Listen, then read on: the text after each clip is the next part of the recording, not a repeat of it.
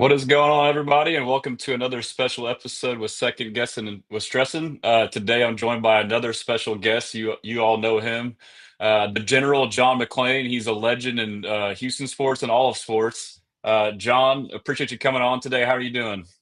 Except for battling a cold, Garrett, I'm doing great. Thank you for asking. Yeah, so we got to chat briefly before we got in here, but one of the things that I like to do with what I'm doing in the spring by having local media on is to kind of highlight you guys and learn a little bit about you guys. I will say, like, the more I've gotten into this world of what I'm doing, I've gained a greater and a greater appreciation for all the hard work that you guys do. So first, I'll say thank you for all that you do, and then two, I'll ask you, give us a background, however long or short you want it to be, of your history and how you've gotten to where you are now. First of all, I want to congratulate you on your website, on your Twitter. You do the of all the fan sites, and there's so many fan sites now, and I try to retweet almost all of them that have to do with the Texans, unless it's something I think is too stupid to retweet. And you do the best job. Your rundown of the line play is as good as anything I've ever seen. This is my 53rd year as a sports writer in Texas, my 49th covering the NFL, and you do just a tremendous job, as do so many others. And so keep up the great work. As far as me, I just stopped writing for the first time in 52 years. After the Texans lost in the playoffs, I decided I would keep doing my talk shows. I do weekly talk shows in Houston, Austin, San Antonio, Waco, Nashville, Knoxville, and Las Vegas. And I do TV on KRIV. And I do a weekly podcast with Mattress Mac that I have a blast. We put it out on the social media platforms. He interviews me about what all's going on in Houston sports over at Gallery Furniture. And it's a lot of fun being on with Mattress Mac. And but I do all that, and I thought I'd miss writing. I don't miss writing at all. Usually, if I was writing 3 columns a week, which I was last year with HoustonTexans.com, I retired from the Chronicle after the 22 draft because I just didn't want to travel anymore. Got tired of doing the same thing all the time, and I was doing so much broadcast. Talking for money is like stealing, and writing's a little harder. So I usually spend about 3 or 4 hours per column. And if I'm not writing three a week, that's freed up a lot of time for me. And I've got other things I'm working on. I mean, that's a lot there. So, I mean, first, I want to say thank you for the kind words, and I will say, like, for those who don't know, you've been super friendly to me. You reached out to me. I forget how it happened, and basically gave me your number, texted me, and you saw when I first started writing, and like offered up all this free advice unsolicited. So, like, to me, that kind of blew me away. Like, as a fan, like, you hear talking heads, and you kind of form opinions of like what this person may or may not be like, just subconsciously. And it was a good reminder, like, sports takes are sports takes. That doesn't mean that person is a certain type of way. So I was blown away by your generosity. And then to have you go on air on Sports Radio 610 a couple weeks ago on Area 45 with Sean Bajani and Patrick Creighton, and just mention my name, much less the praise you gave me. And then again right here, it's really surreal. Again, like, it's not just anybody saying it. You're someone, like you mentioned, writing, like, you've been through it. You're a professional, so that means a ton. I appreciate that. But yeah, I mean, your journey is incredible. I know we talked before as well. You mentioned you've been, up to some stuff. Do you want to kind of share what you've been working on? Well, the reason I reached out to you on the direct message originally is I read your stuff and I could tell that you probably had a football background. But also, I was curious because you got most of your commas in the right spot. And most fans that write don't have a clue about punctuation and all that. And that doesn't really take away from what you're trying to write about, but you had it right. And that's why I was curious about how you were able to do that. And yes, you do have a football background, and you told me about software, and I thought that was pretty cool. So anything I can do to help you, and I try to help anybody that asks me to, because I like it, because I had people that helped me when I was just starting off, and I've always tried to do the same. As far as what I'm doing right now, I am working on a documentary, and a documentary with two producers and the director. and it is about the Prairie View Interscholastic League. It was high school football in Texas before integration. And we have interviewed, there were 12 members of the Pro Football Hall of Fame who played in the Prairie View Interscholastic League. It was all black, UIL was all white. And the three who are still alive are Mean Joe Green, Kenny Houston, and Emmett Thomas. We've interviewed all of them. We've interviewed coaches. We've interviewed historians. We have pictures. It has been a labor of love.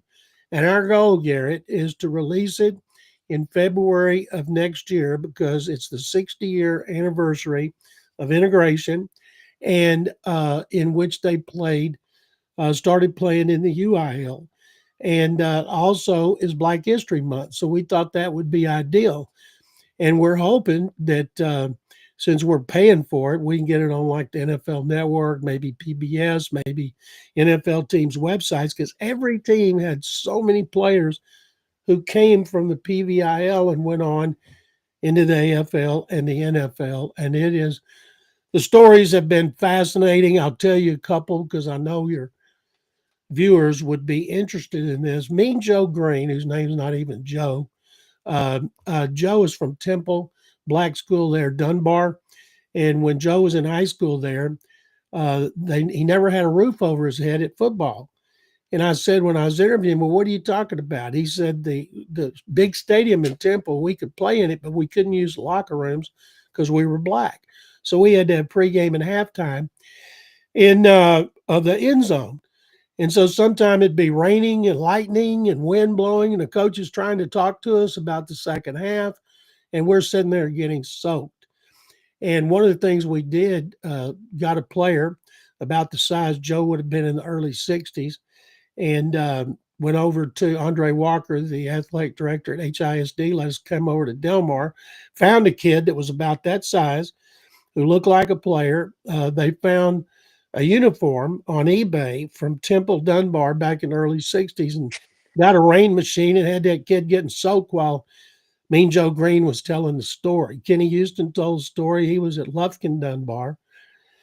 When they would go through East Texas on a rickety old bus, no white gas stations would let them use the bathroom because they were black.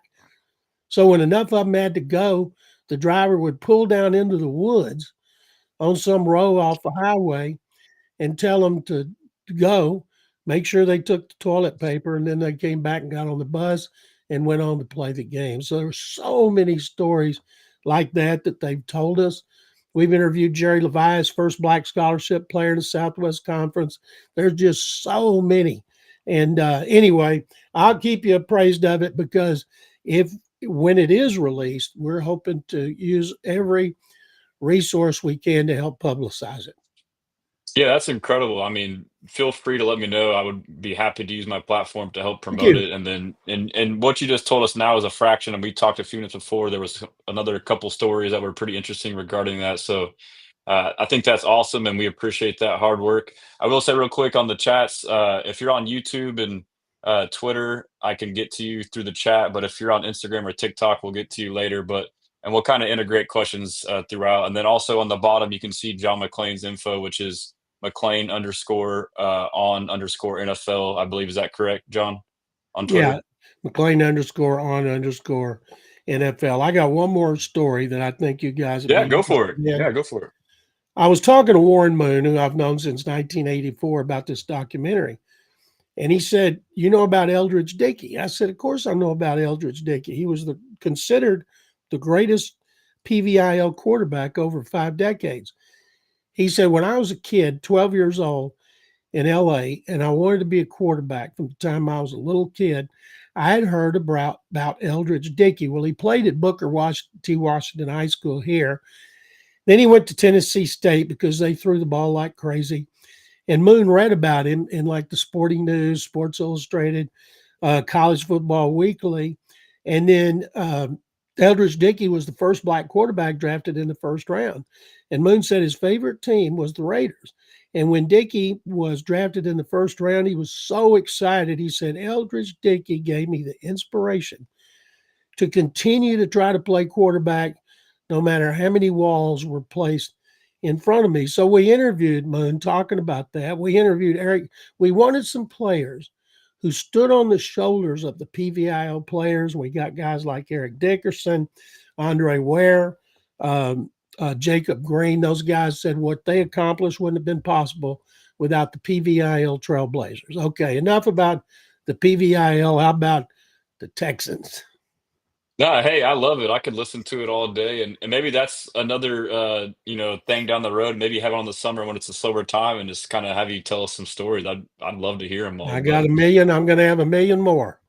hey, I bet. Yeah, I mean, so on to the Texans. I'm sure there's a lot of the same talking points, but as someone pointed out, an engineer in the chat, he said, why is there so much activity in the NFL today? I mean, I guess this seems to be typical as it gets closer to the new league year where free agency starts, that teams are trying to posture themselves to get under the cap, and you see them wanting to trade players, and then if they can't, they get cut. So with that being said, I mean, we saw DK Metcalf is available for trade. We see, Devontae Adams get cut yesterday. You see Christian Kirk. You see Tyler Lockett. I mean, it's just one after another. What is your take on like this whole frenzy? And then has any name that's come about recently kind of caught your eye?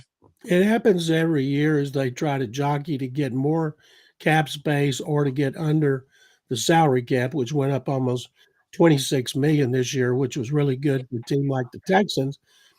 We knew they'd redo a couple of contracts and free up a lot of money, but they don't have the kind of money they had last year when Nick Caserio signed so many players, and so many of them worked out and helped them go 10-7 again and win a playoff game. So um, every move made is because of money.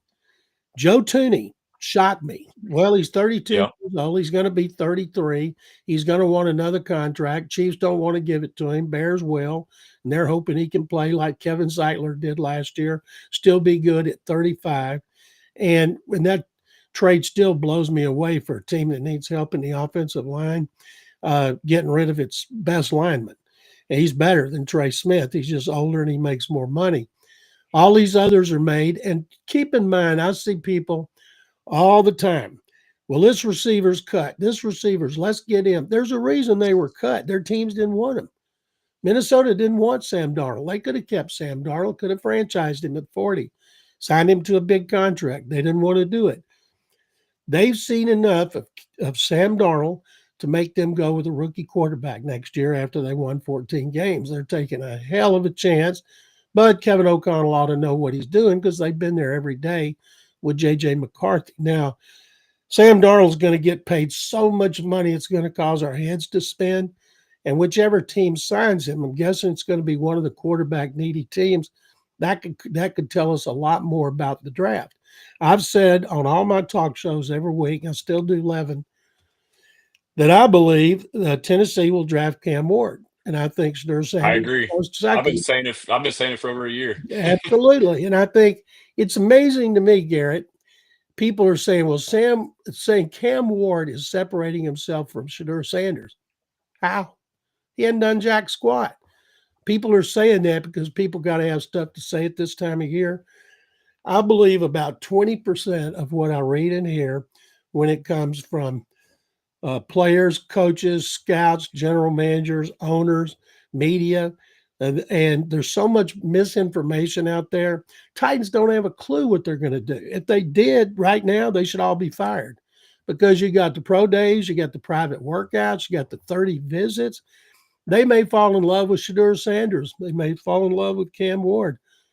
But when you got Will Levis, you better get another quarterback or you're going to get fired. And so I think Cam Ward will go first overall. They have no idea where Darnold will go, but where he goes, we're going to go, wow, I can't believe he got that kind of money because people Yeah. have conditioned us to think, now we get Baker Mayfield money, 3 years, 100 million. No, he's going to get more than that because there's so many desperate teams and all these wide receivers. Cooper Kupp hadn't done squat in 4 years. I would not want a player who's consistently been injured as he's gotten older. Never do that, especially one's going to be 32 in June. Give me a guy like Diggs. I wish the Texans would get Diggs re-signed. He's only been hurt once in his career. He's been remarkably durable. We all saw the injury, non-contact. He was on a pace for 100 catches, a little over 1,000 yards and 8 touchdowns. And everybody over there loved him. Stroud loved him. I would make every effort to re-sign him. He's not going to get a lot of money. Give him a lot of incentives that are easily makeable if he stays healthy. Somebody said Tyler Lockett. Tyler Lockett's 33 in September. I don't want a 33-year-old receiver. Now, Devontae Adams, everybody's putting 5 teams he might be interested in, and there's Texans aren't on it. He had 67 catches, 854 yards, and 7 touchdowns. And he's 32, but he can still play because he just did it. Now, he's only played 14 games the last 2 years because he quit on the Raiders 2 years ago and claimed he was hurt till he got his way. I don't like players who bounced around because they've got issues. Give me guys who have been healthy, who are on their second contract, maybe a third one, but give me guys who could stay on the field and be durable, who can be counted on. I think they'll sign a veteran, and I think they will draft a receiver, not in the first round. If they draft a receiver in the first round, I'll be shocked because every press conference I've been in with DeMeco Ryans, he talks about you've got to win up front on offense, you got to win up front on defense. Never does he say you got to win at wide receiver.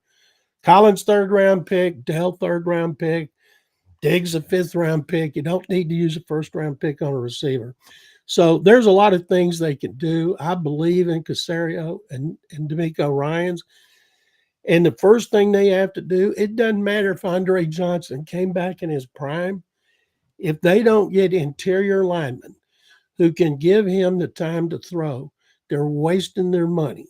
And that thing you did on the lines was better than anything I have ever seen any media person, fan, anybody ever put out publicly. I don't know how you took the time to do it, how comprehensive it was. I love reading it, but I certainly would not have the patience to do what you did on the line and Titus Howard. It took a long time. It was one of those things too where like, I was just online, like having a debate, talking with people online about it. And I was like, this is an interesting topic. Let me dive into it. And it was just like, as I dug into it, I kept finding more and like more and more stats and then revealing and unearthing new things that kind of like supported what I thought. So it was a unique, fun experience. But yes, it was very time consuming. But getting like the feedback from people like yourself and others definitely made it worthwhile. But yeah, so it's kind of inspired me to do more of that. But I'm also finding too that not every time you do some research that you're going to find like these crazy stats to support your point. So it might have been a one-off one, but I thoroughly enjoyed it. Keep But this keep this in mind, Garrett. None of those sites are official. Next Gen Stats, Pro Football Focus, they're not. They just got guys who are football fans like you watching tape over and over and over and doing their grades. The only official stats are from the NFL. They're in the press box after the game. I like reading all of them. mhm. Next Gen, and Pro Football Focus are the two I'm most interested in. And I'm glad you pointed out you were using Pro Football Focuses because a lot of people just throw them out there and don't say where they got them. You'd think they were doing it on their own. No, they're taking them from somebody else and they're not giving them credit. Yeah, and then I like to point out too when I use PFF, like the main thing I use PFF for in that article was more of like the charting data, which is pretty much it's not like an opinion, I guess factual. Like yes, this guy lined up here, but there could be some gray area too on some of their advanced stats. But like the one area where people kind of get cautious with them is their grading, which is fine. And I always have a disclaimer, like I'm like that too. I mean, I don't always 100% blindly subscribe to their grade and agree with it. I do understand they have guys watching film, but I do feel like, it's used as like a measuring stick to see if it matches up with what you see on the field. I mean, I feel like it's hard to know the grade of a player when you're not in the meeting room and knowing what that player is being told what to do. You think he may have messed up, but as far as you may not know, but the coach probably told him to do that and that's his job. And you're going to, so there is like that balance, but I like the actual like charting data. I like it too in like evaluating receivers just to see like where they are position wise. They show you like slot percentage, like that stuff isn't really quite as debatable. But I was going to ask you about the wide receiver room, the options. It sounded like you covered most of it. I agree with most of what you said. I agree in the fact that we should probably get a veteran and then also someone in the draft and probably not do it in the first round. O line is probably the priority. So I guess I'll ask you about O line. What would be your best way to go about doing that? I just actually finished an article on it today and published it a little bit ago, and I'll share it with you. I'm curious to see what your thoughts are on how we should address the offensive line room. I wouldn't bring Shaq Mason back. Shaq Mason was terrible last year. Of course, Green's gone. Kenyon's, he'll be gone. They'll bring back Juice Scrubs. They're not going to cut a second round pick. Jared Patterson, because he was able to pick up a stunt, we acted like he played great. They need 2 new starters. They need a veteran, and there's some good inside veterans out there in free agency. They're not going to be cheap, though. And then they need a draft choice. My perfect one would be Tyler Booker at Alabama, but I don't think he'll be there at 25. Maybe if he's there at 20, Nick would give a pick to move up. But because there's so many good tackles, and I think 8 linemen will go in the first round based on what I think right now, that could change. But it also wouldn't surprise me if they don't take a defensive tackle in the first round if they stay at 25, because that's an important position for D'Amico. I think they have Tim Settle Jr., who was a really good surprise last year. Mm-hmm. Foley Fakasi, he might come back. I don't know about Mario Edwards. I think they'll re-sign one of them. I hope they re-sign Derek Barnett, because in his 2 years here, he's made some Touchdown big machine. plays. Yes, yeah. And I'd hope they sign him back like they did last year for a 1-year deal. But I think they'll draft one, and I think they'll sign a veteran. I think maybe Cole Popovich can do what Chris Strasser and Popovich didn't do last season. Maybe Nick Caley, as a first-time play caller, will do a better job than Bobby Slowick did. But the problem is, when your interior line is so pathetic, it's so hard for the quarterback to operate. Titus Howard's going to be a left guard. You wrote, you thought he's best at left guard, and he is. He's not going to play right tackle. They drafted Blake Fisher to replace him. Blake Fisher's not going to be a backup behind Titus for 2 years, so it's going to be Tunsil and Fisher. Titus will be at left guard, and then they'll have a new guard or center. And unless, I don't think they would cut Titus. They could redo his deal. They could redo him and Tunsil, free up more room. But I think they need 2 new starters in the interior of their offensive line, right guard and center. If they keep Titus at left guard, didn't make no sense to have him at right tackle and Blake Fisher, a second-round pick, being a backup 2 years in a row. So then you would basically have between center or right guard, sign one veteran, have that person start at right guard or center, and then draft one and have them also start ideally? Ideally, yeah. I Yeah. think that their first 3 picks in no apparent order would be offensive line, interior offensive line, interior defensive line, and wide receiver. The first 3 picks on this team. I agree, and that's always a tough debate because, ideally, when you go into a draft, you're a good team and you have, not a lot of holes to fill, and that's where the best player available argument comes into play. But at the same time, like, there still are needs no matter how good your team is, and, like, I tend to be more on the need side, like, I wanna fill the holes first and then, then kinda get greedy, but I guess, sometimes there's, like, outliers of players where you draft them, but my thought process is, and I guess this will be my next question. If you have certain needs and just how Nick Caserio and D'Amico Ryans think they have like these players in clusters, if you say like, okay, like you just said, these are the 3 positions that we want to address first. And if, at pick 25, if we have, 5 or 10 guys that we're willing to take from pick 25 to mid to late second round, and they're still a decent amount left on the board, you would trade back. So do you think that that's another possibility this year, or even to trade up, any kind of trade on the in or out of the first round? Well, we know Caserio's going to trade because he's Trader Rick. Trader Nick. He's always going to trade. I wonder what it'd be like if they tied his hands and had him sit on them. He'd go crazy. He just can't not trade. I think if there's not a guard or center there that they want, I think that he could trade back, trade into the second round, pick up another pick. They don't have a lot of needs. They need a defensive tackle, but they played pretty well there last year. But they could use another one. We know they need two interior offensive linemen. They better get a veteran and a rookie receiver because Nico Collins gets hurt every year too. And a position that I think is important, their safeties get hurt a lot. 2 years ago, All of them got hurt except Petrie. This past year, Petrie was the first to go down. Jimmy Ward's always getting hurt. Stewart and Murray are unrestricted. I figure they'll re-sign one of them to a 1-year deal.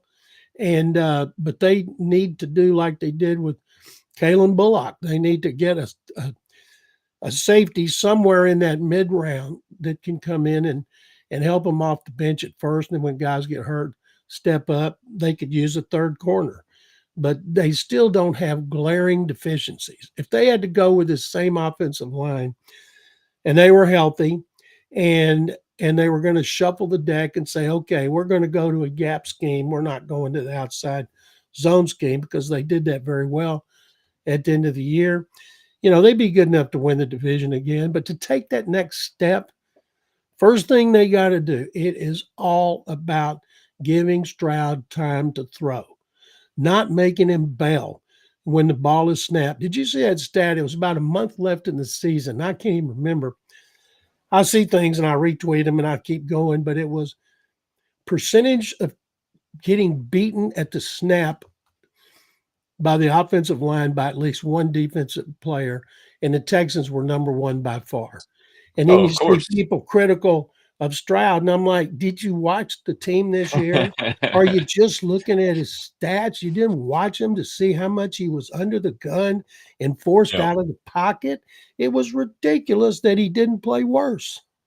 Or the problem too is like and it was like almost like 50%. It was like 30+%, almost 40% of the time he dropped back, he was getting pressured. And not only was he getting pressured, he was getting pressured quickly. So it wasn't like, he's holding on to the ball too long, which is, things I kind of unearthed in my article. But like, and we saw it, like the things that beat our offensive line all year was, it seemed more mental than physical, where, basic stunts, delayed Oh, blitzes, zone clueless, blitzes, clueless. simulated pressures, just like little games by the defense. And then as a result, guys would come untouched, unabated to the quarterback. So like in the NFL, as soon as you're getting the ball and you're like, it happens 30-40% of the time. And then finally, when you do get protection, your head is so messed up from getting beat into the dirt all game or having to run out of the pocket.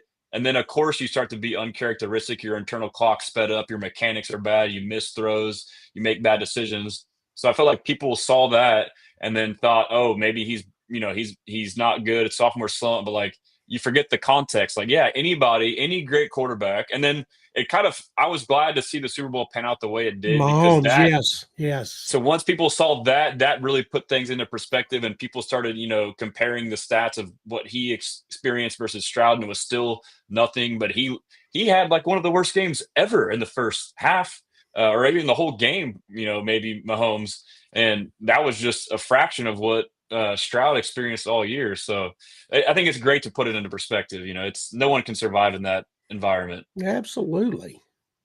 Yeah, and so, like, I guess since I pointed that out, to me, like, and I think we kind of agree, you said this as well, but a lot of the stuff, it seemed like the O-line, it wasn't necessarily talent. I think there was some talent that was deficient, but obviously the first half of the year, the big problem was Kenyon Green, and we all knew it, we could all see it. But I think that he was so bad that we didn't realize the year that Shaq Mason was having as well. And then once Titus moved to left guard and that kind of got a little bit of stability, that's when we all saw, like, okay, what's going on with Shaq Mason? Like, now he's like the one that we're seeing. So, but regardless, I think Shaq Mason was the only guy who was getting beat physically and not just mentally. And so, do you have confidence that Nick Caley and Cole Popovich can solely off a scheme, fix some of this stuff? And then obviously, the personnel coming in can, I guess with those two elements, like, can it be fixed by scheme and coaching? And then if yes, like how much better can the O-line be this year? I hope I'm wrong, but I didn't see anything last season. It made me think it could be fixed if they didn't bring in more talent and make that a priority area of improvement in free agency and the draft. I felt so bad for Kenyon Green. He's a great guy. Mhm. And he obviously had talent for Casario to take him in the first round. And Yep. but I felt sorry for him. He was so confused. Look left, look right, and the guy's blowing by him in embarrassing fashion, and it just felt terrible for him. Shaq Mason played well, and 2 years ago, he was the only player on the team, started all 17 games in regular season, And then I don't know what happened last season. Some people said he was overweight. He couldn't move as well. He doesn't, you wouldn't think he's making mental mistakes. He's got Super Bowl rings. He's been around forever, but Mhm. he did not play well. And I hope because he was in New England and that D'Amico has control of the game day operation. D'Amico controls who starts. D'Amico hires the coaches. Doesn't matter if they all went to John Carroll and they all worked under Caserio in New England. It's D'Amico's decision. If it doesn't work out, we blame D'Amico on the coaches. But they got to have talent. If they brought everybody back with Cole Popovich, and I'm still stunned Popovich got the job. You'd think guilt by association. What was he doing last season when the line was so bad? Did he not tell Chris Strasser, well, this is what we should do, or have you thought about this or that? They didn't hold it against him. And I know Nick Caley worked with him with the Patriots, but I was stunned when he got elevated, considering how bad the line was. I thought they'd clean house. Yeah, I was somewhat shocked, and I thought more about it, and, like, I guess my takeaway was, like, if you look at the staff last year versus this year, the only changes was Bobby being fired and Strausser being fired, and then hiring Nick Caley, and then elevating or promoting, Popovich. So, like, I guess to me, like, that is like, wow, like, from D'Amico's eyes, like, by his actions of what he did, that is an indictment on Bobby Slowick and Chris Strausser. So, like, he believes I think that he believes he can fix the O line just through that. And then I have picked up on some like interesting nuggets, by watching all these press conferences. And I had Jonathan Alexander on about 3 weeks ago from the Houston Chronicle, and he had mentioned this. It was actually the night before the Nick Caley presser, and he mentioned like the dynamics of the offensive line room. It sounded like Strausser was just like a advisor overseeing it, and then you had Yasner, I believe is how you say his last name. He was an assistant coach who was in charge of the passing game. And then you had Popovich, who was in charge of the running game. But he kind of like made it sound like, from what he observed or heard, like it was just unorganized and wasn't like a central authority. And then, sure enough, the next day when D'Amico was asked at the Caley presser about the hiring of Popovich, he mentioned he's going to bring one voice to this room. And then I've heard it several times since then on his combine presser. He's talked about having one voice. So like to me, it's like, man, were things really that disjointed? And I guess D'Amico being the head coach and a defensive coach is just like so far back and delegating everything to Bobby, trusting he can do it. It sounded like there was some disjointedness. Have you heard or observed any of that stuff? Well, D'Amico and Bobby were best friends, and I was very impressed that he would fire his best friend because if you're going to succeed as a head coach in any sport, excuse me, if you're hiring your friends and you don't see they're not doing the job you want, and you keep them around, you're doomed as a head coach.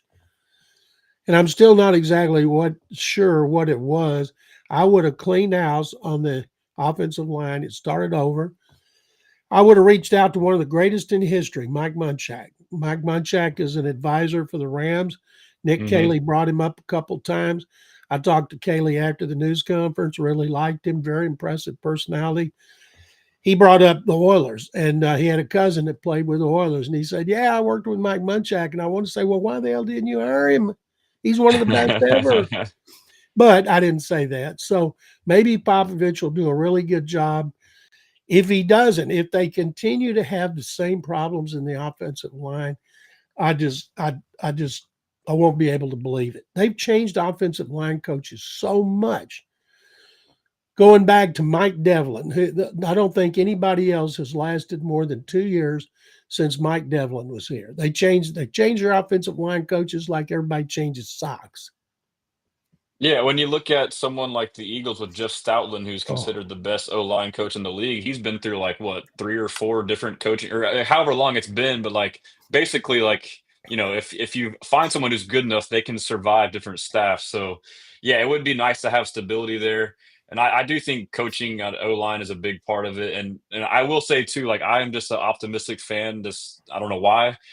So like I try and I could be wrong, but like I try and find all the points of why this will work as opposed to the other one. So hopefully, all these my hopefully my theory of it was all Bobby and Strausser's fault and just a couple little patchwork pieces of improvements will fix it. But I mean, I think we can all agree it has to be better. And it really is amazing that we did as well as we did with that bad of pass protection, whether it was the players, the scheme, CJ Stroud's fault, which we don't think it was. But and my article too, which I pointed out, was the tight ends were the worst pass blocking tight ends in the league. The running backs didn't do well. So a lot of improvement across the board. I think that's something we don't talk about enough. I feel like O-line gets a lot of blame and they deserve it, but I feel like they get blame from other positions that don't get blamed, like tight end, running back, and pass pro as well. Think about this: 2023. George Fant, right tackle. Michael Dieter, center, left guard. Kendrick Green started when they played Pittsburgh, and they beat the hell out of Pittsburgh. TJ Watt only touched Stroud one time. Josh Jones started a couple games. All those guys, most of them are free agents now. They didn't have all those protection issues they had last year, and they still had Slowick, and they still had Strausser, and they still had Popovich, and yet the protection wasn't an issue. And that's what I can't figure out. When they had their starters most of the time, how much worse they played with the same people. And so that was my logic, basically, like, early on in the year, and then by the Jets game is like when I was really saying like we need to make a change. But like I was trying to think, okay, I had that same thought. Like this last year's O line was a patchwork O line, and they were 100x better than this. We're all excited in the Absolutely. offseason going in. We're getting all of our starters back, all of our high paid, highly drafted guys. It's going to be awesome, and it was way worse. And so that's what I did. I was like, well, what was the difference? And it was different at different times, but that's how I landed upon, okay, it needs to be Laramie at left tackle, Titus at left guard, even though everyone in the world will tell you he was terrible at left guard last year. This is the O-line that worked best. And it was Patterson at center for a good portion. And then it was Shaq Mason at right guard. So you have all of those. And the only difference would be now it would be Blake Fisher at right tackle instead of George Fant. So, I mean, that was the best way to get to the closest iteration of what you had that had better success the year before. And to me, that's what worked best. And then honestly, and this is part of it too, is I feel like the O-line, I feel like our perception of it is like being worse than what it is, because like at the peak during the middle of the year, it was terrible, but that was before all these changes. And then also too, it was a mystery to me that finally Shaq Mason removed himself from the lineup by getting hurt. And then Juice Scruggs went from, playing left guard, center, left guard, and now to right guard and played decent. And that was, I believe, 2 to 3 weeks. And that was like the 3 best weeks that O-line looked all year, in my opinion. And then that's when D'Amico Ryans came in and pulled Scruggs out for the biggest game of the year and put Shaq in, and we saw the same stuff. So, I mean, I guess before we go, I mean, it's been over 35, 38 minutes. Shaq Mason, you sound like he said he needs to be cut. Do you think he will be cut? And then what was your thoughts on that decision for D'Amico to play him in that Kansas City game? No, I don't think he'll be cut. I think they look at him and they look at the past. They look what he did in 2023. Maybe he had an injury last year and he played hurt. We don't know about it. But the fact is, he didn't play well. According to Next Gen Stats, he gave up 10.5 sacks. And I don't know if that's the most in the league or most to right guard or what, but he was terrible. And at the end, remember, they went more gap blocking, gap schemes. Maybe that's what they're going to do. I don't like having all the mismatch. If they ran the outside zone like Mike Shanahan did and Kyle Shanahan does, and it doesn't matter who's back there, they're going to gain good yards, but that's not what happened here. And so, no, I bet you they bring Shaq back, although they could. I'm not sure how much they'd free up if they cut him. But If I he's want a post June 1st, if they cut him like today, it's only 2 million, and it's like a lot more in dead cap. But if it's a post June 1st cut, it actually makes sense. It's like I think 5 in dead cap, but you save like almost 10 million. plus So he's going to be like what 32 years old. But I don't know why they feel about him the way they did. Fact is, he did not play well. and then he also, I believe, was in New England with Nick Caley and Cole Popovich, so they could think that there's this connection where they could resurrect him. So as a Texans fan, like even though we're in good times now, I still try and like prepare myself for the worst, because you root for these things to happen, and when they don't, you kind of get let down. So I wouldn't be surprised either if he stays on the roster. I'm so tired of the Patriot connection. Makes me want to throw up. I bet it does. Well, John, yeah, I appreciate you coming on. This has been a blast. We'll have to do it again soon. Just let me know, Uh, Garrett. I had a lot of fun. Keep up the great work. I love reading your stuff. And I would ask everybody out there, try to do like me, spread the word about Garrett and what he's doing, because there's nobody doing it better, certainly not in the city of Houston.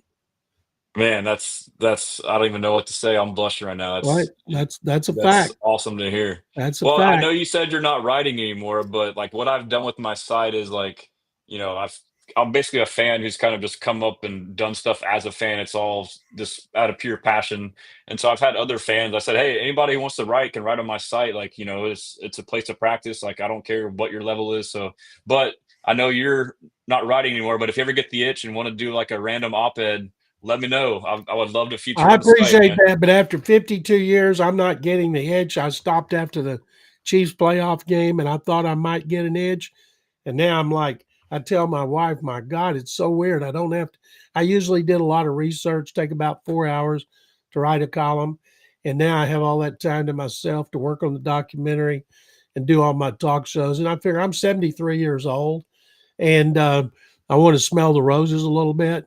And so I'll be shocked. I've had freelance people email me and say, "You're going to do the Texan story for us again?" I say, "Nope. If you need any recommendations, let me know." And they say, "Thank Send them you." my way.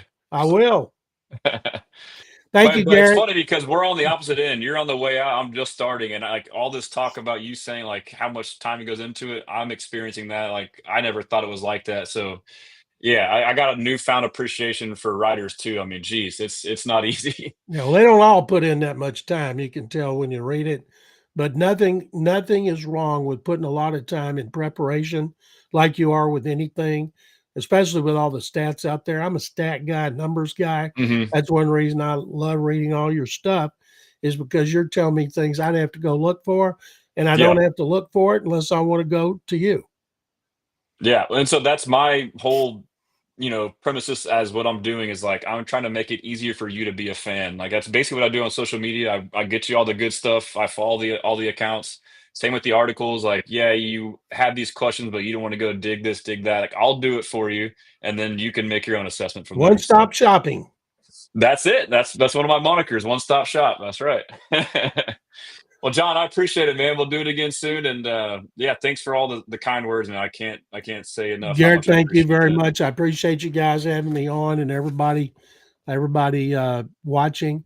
And Yep. anytime you need me, you just let me know. Yes, sir. We'll do. Hopefully, you'll see me next year's Oscars. Hey, I'll be the first one to cover it. I'll be clipping it and posting it for you. All right, see you, John. All right, guys. Yeah, that was awesome, man. Yeah, John's a great guy. I don't know if I told y'all, like, I guess I said it on here earlier, but if you missed it, yeah, he reached out to me personally, gave me his number, and then started giving me all these free tips and offering all this stuff to me. Like, if you need help with this and that, I'm like, man, like, it was just crazy to kind of see that. Shout out Shet. That's my boy Shet. Yeah, so I'm trying to get super chat. I guess the way I was eligible, but then I think some of the videos I had might have had like football stuff on it. So I had to remove those. I'm like still working to be eligible. So I'll get there eventually on the super chat. Hope you're doing well, Shet. That's my guy. Let's see right here. We got 8 1776 says great interview, great show. Appreciate it, man. Thanks for the support. I'll try and get back to some of the questions that I haven't gotten to. Obviously, if I miss it, just fire it up again. This is the part of the show where I just, go crazy and read them all. Shout out King Mahoney on IG says, I hope we get DK. Yeah, I guess I can address that in a second. Trace Willis 5 says, someone hasn't changed their socks. I guess they're kind of talking mess in the chat on IG. But yeah, appreciate y'all on IG who've tuned in. Let me see if I got, I guess TikTok may not be live. Let's see here. Give me 1 second to check my TikTok. And maybe it didn't connect. Oh, there it goes. I got to pull up the chat for TikTok. There we go. All right. We got Adam Tree says, don't go. Monster Taraco says, no way am I seeing the Professor McClain. Yeah, that's my guy, dude. Great dude. I know he has like takes and can be a pessimist, but I mean, he's a good dude and he's done a lot of great work. I have respect for everyone in this industry, all of our local journalists. I mean, they're all incredible. And it's a good time to have that coverage for this team. Exciting time. So, 57 JJ Watt on IG says, love the show. We are Texans. Hope you have a blessed day. Appreciate that, brother. Hope you have a blessed day as well, man. We're gonna get a Super Bowl soon. I know it. Let's see. Lance says unknown. I hope so because Dalton work was nasty this year. I guess we're talking about Dalton Schultz and the tight ends. Yeah, man, that's a tough spot. Let's see here. We got unknown says, "Are you getting off here? Or was just John getting off?" Pause. It was just John getting off. I get off all the time. Pause. Just kidding. But no, I'm staying on. I'll get off later. Okay, I got to stop with the perverted, immature jokes. Engineer says Garrett has the rare quality called nuance, which makes your articles beneficial to read. Appreciate that. Yeah, if you don't mind, like just tell me how so I can know I can try and be more nuanced. I guess like maybe I just don't overdo stuff or whatever it is. But I mean, one, I appreciate you even reading it. I know like the detailed ones can take forever. But two, I appreciate the feedback and the compliment, man. Julius Harris says, "Happy for you, bro. You're growing so fast. Go get it, my guy. Love it, man. I appreciate that, Julius. Yeah, I mean, and really, it's like, it's just a credit to y'all. I mean, I'm just like y'all, man. I'm just a normal fan, born and raised in Houston. Like, this is the same stuff I've been doing my whole life. Like, I've always been obsessed with Texans. Like I'm always thinking about Texans and Rockets and Astros. But I mean, we know football is king, right? I mean, I got my polo on right here. Um, but yeah, so it's all natural and organic, and basically everything that I share, like videos or like if I write an article or like have an opinion, it's all stuff that I like already would do or say or think anyways, and just sharing it. And like I honestly just enjoy the dialogue the most. I mean, I've made a lot of friends. Like I consider y'all friends on all these platforms. I learn a lot too. Like I mean, I'm a pretty stubborn guy, but like I've learned a lot this past year or so since doing this that like I may not always be right. So like it is like nice to like go in with an open mind. And that's why I do ask those questions like on Twitter, like blessing or stressing, about certain stuff. Like people make good points and people can be persuaded and I have been persuaded. So like Nick Caley, like, initially I wasn't super high on him, but people started telling me stuff. Jacob, shout out Jacob, he was kind of pointing stuff out. Like, oh wait, you're right. Let me go check. Like, yeah, you are right. Like, okay, maybe it's not as bad as I thought. So, um, that part I really like. I got a pause from unknown, and then I got a super pause from Lance. Yeah, that was a big pause. Uh, but Houston Prods on TikTok, appreciate you, bro. He says I love your content. Appreciate that, man. And then Lock Dog says, "Yeah, you're live, yes, sir." Yeah, over on IG, King Mahoney 409. I hope they get an offensive tackle in the draft. So, yeah, I'll talk about DK first, and then I'll talk about. I just wrote an article and I sent it out a couple hours ago about the offensive line room. I basically previewed the room, kind of how I did the wide receiver room heading into free agency and draft, assessing what we have, what we need, and what our approaches are. But as far as DK, I mean, I would love to. I don't know what just happened. I just pressed a button and I don't want to. Okay. All right, cool. Yeah, I mean, he's a freak. And y'all know like how I am, like receiver position room wise. I'm like super analytical, like this guy's this position and this position. And I'm not as bad as I was. And with Nick Caley's offense, like I've mentioned, I feel like the way he uses the other receivers that you can be a little more dynamic, with using similar receivers. But you know, to me, obviously Nico, DK, like they're pretty damn similar receivers. They're like two of the best big dominant X receivers, 6'4", 220, run a 4.4. I don't even know what DK's measurements are, but I guarantee you, if I look it up, let me just type it in. I guarantee you, DK Metcalf is like basically the same body type as Nico Collins. Already know I shouldn't know another man's height and weight, but I know Nico Collins is 6'4", 220 because he's a damn unicorn and runs a 4.4. DK is also he's 6'4", but he's 235, so he's like a sturdier version of Nico. But yeah, so I mean, y'all see me talk about it, like X receiver is like, I guess there's a couple things like they can be the most limited in the sense that they're more of a straight line guy. They're not as much like wiggle, like agility, like your slot or the other Z outside receiver. And then also too, like they're so damn good at what they do at X, meaning like they're a good man beater. You keep them backside on 3-by-1 formations where they get one-on-one coverage. They get press coverage. They can beat press. They can stretch the field. So it's like it's two pronged. Is like normally they're not as good lateral as another guy, and then also it's like they're really good at this role, and you don't want to take them away from that, which is why you don't move them around too much. But I think I mean, when someone's as good as DK, yeah, you make it happen. But I don't think it can happen. It's not feasible. I'll just pull up his contract and we'll look at it here. I was looking at it earlier, and so let me just type in DK Metcalf contract. Uh, but I think he's due. He has 1 year left on his deal, and so I think that is a big reason why he is being shopped is he has 1 year left. And so most people, if you have 1 year left, this is the time of year that you would have an extension signed. And I suspect that I guess I don't have my face on here. Let me get my face on here. I don't know if y'all care to see it or not, but nah, that's not good enough. How about that? Or this? There we go. Now we're talking. A little close up. So I think you can see it here, but yeah, I don't know if it shows it there. It's kind of zoomed in. Let me scroll down here. He has 1 year left on his deal, and that's this number right here. His cap hit this year is $31,875,000. So that's not going to be his AAV or his annual pay or his I'm blanking on it, but his annual number because obviously, they backloaded this. I mean, the year before his cap hit was 15. The year before that, it was 13. So, when did he sign his deal? So he signed in 2022. He signed a 3-year, $72 million deal. So if you divide 72 divided by 3, that'll give you 72 divided by 3. So he was 24 million APY, average pay per year or whatever, which that's what Nico Collins is. And we got him for a steal, and we just did that last spring. DK signed that in 2022. So if you think about it from that way, uh, Nico is basically at the same talent level, if not better, production wise, in my opinion,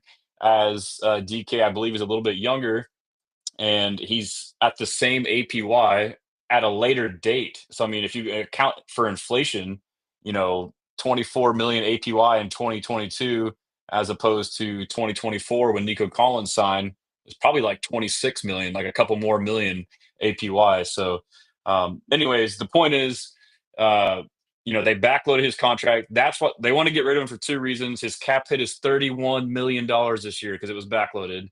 Number two is it's the last year in his deal. So this is when guys they don't like to go into the year. They want to get the extension before in case they get injured. They want to get that guaranteed money. I mean, it happens. There's anomalies where like Jamar Chase went the whole year without getting that extension was very rare. Nico Collins, like we said last year, he had 1 year left on his deal, and around this time is when he signed his deal. Before that last year is up. So the Seahawks are shopping him to get rid of this cap hit and hopefully a team pays it. But I guess in a trade, the biggest thing is they're just wanting to not have to pay him next year. And so they're probably not going to pay him. And so their mindset is, okay, should we have him play for us for 1 year and have a 30? I guess the cap hit's irrelevant. So we get 1 year of production and then let him walk and get nothing? Or should we trade him now and get a second round pick? I mean, that's like a second or third round pick is the talk right now at the least. So their eyes is like we might as well cash out and get some draft capital. But I doubt they would cut him if you can get that kind of draft capital. So, but on the flip side, the Texans now, from our perspective, there's multiple fronts that we have to consider. Draft capital, we have to give up at least a second when we did the same thing last year for Diggs, and it kind of burnt us a little bit. Let me fix this dot on my screen. Yeah, so from our perspective, we have to give up draft capital. We only have 6 draft picks. And then we have to have $31 million in cap this year. We don't even have 31 million at all in total. Like I forget what the number is, but it's not. I mean, if it's higher, it's not much higher. So I mean, that would be like all of our money right there. Obviously, you can trade for him, sign him to an extension yourself, and then move the money and backload it like they did with his contract. But that money you're going to backload is also going to coincide with, Nico Collins' contract, which you already signed. Extensions for Derek Stingley, C.J. Stroud, Will Anderson Jr., Daniil Hunter. I mean, so you have it's going to be tough. Like I like to imagine it. I do have my qualms, even though he is a great talent. Like to me, it's a waste because of the repetitiveness of the same limited or unique position in X with Nico Collins, and then the draft capital, and then the salary cap. So like, if he was like a totally different position, you could maybe justify the draft capital and salary cap. But like for a redundant position, yeah, it's tough. It's tough to do that. So let me see what else I missed. Let's see here. I got Obed Gonzalez says, "What you make of Joe Mixon's tweet about Texans cooking something big?" Uh, I think Mixon's trolling, dude. I want to say he did this last year too, after he was traded for by us. I feel like he sent out the eyeball emoji. He did something last year and like nothing happened. I think I think he's like a fan, and I don't know that he's in the know. Like I guarantee you, Nick Casario, whatever he's doing, isn't known unless like a player says something and an agent says something. So like maybe he could have heard something and it could be a rumor from a friend or whatever. Or he just like giddy and excited. And we saw him after the season saying, "I know for a fact Nick's cooking something," and he was just like speaking out of tongue, like I'm excited, like I'm sure he's going to do something.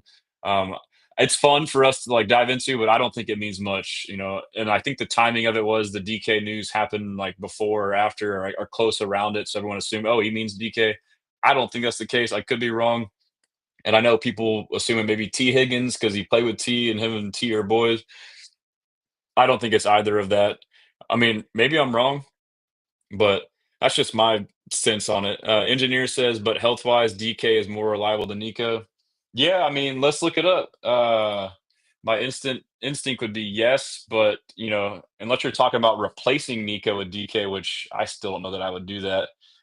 You also have the personalities, which are different too. Like Nico is a unicorn in the sense, obviously, from the height, weight, and speed and ability for that size, but his personality, he literally is like an Andre Johnson clone. Like he is somebody you do not have to worry about. He's not going to complain about getting the ball or this or that. Like he's just not even going to talk. He's going to show up, work, and that's it. I mean, like that's like rare to have an alpha wide receiver like that who you don't have to worry about at all on the field, off the field.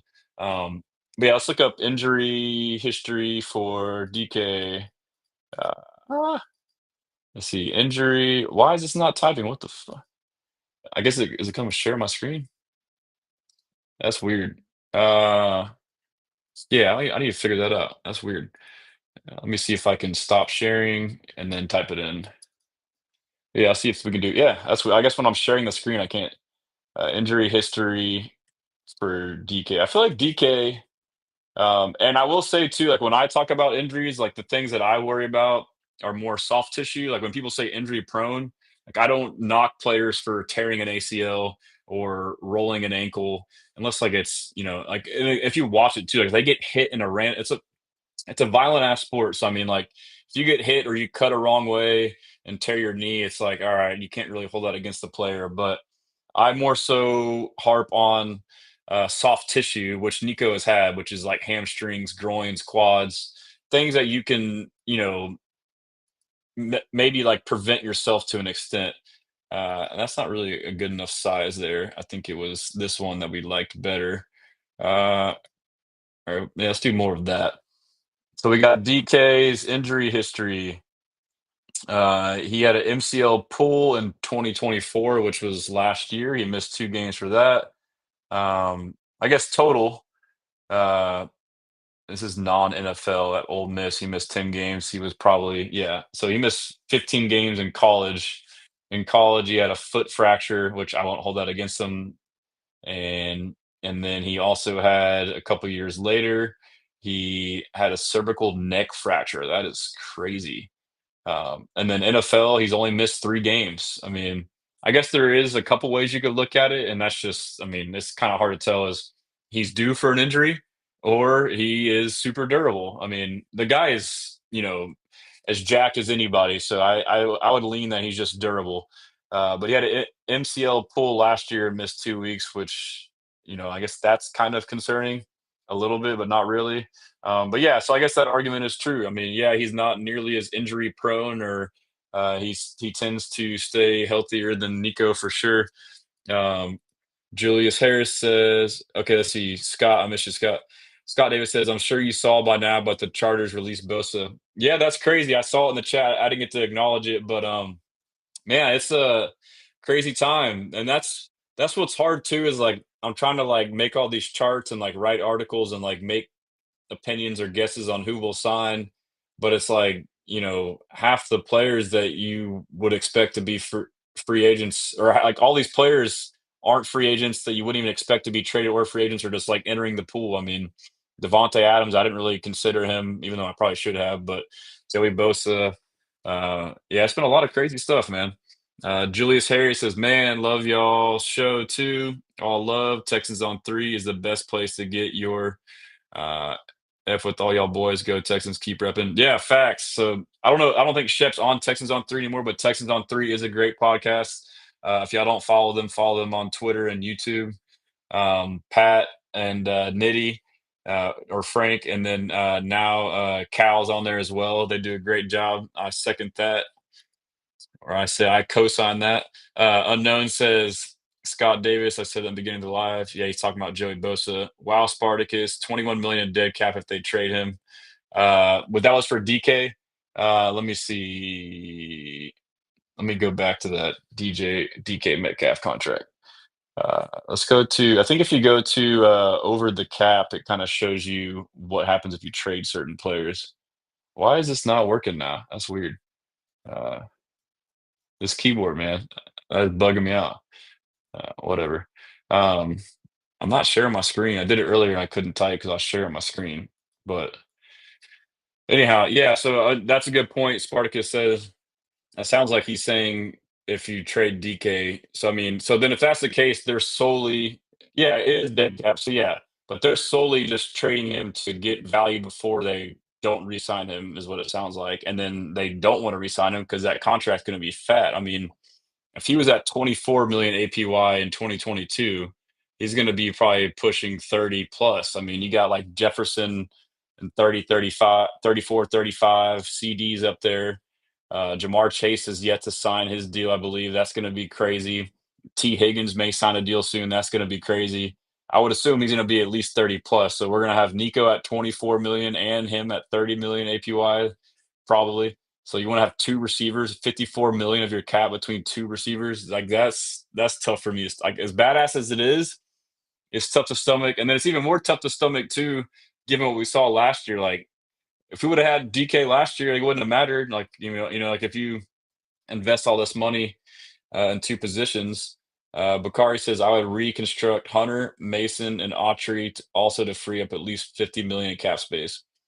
Yeah, I need to dive in more to the numbers. I know some people have covered it, but I want to make, kind of put it all in one place for us to look at and show, our options there. But yeah, like that's the crazy thing. And so you can restructure these deals.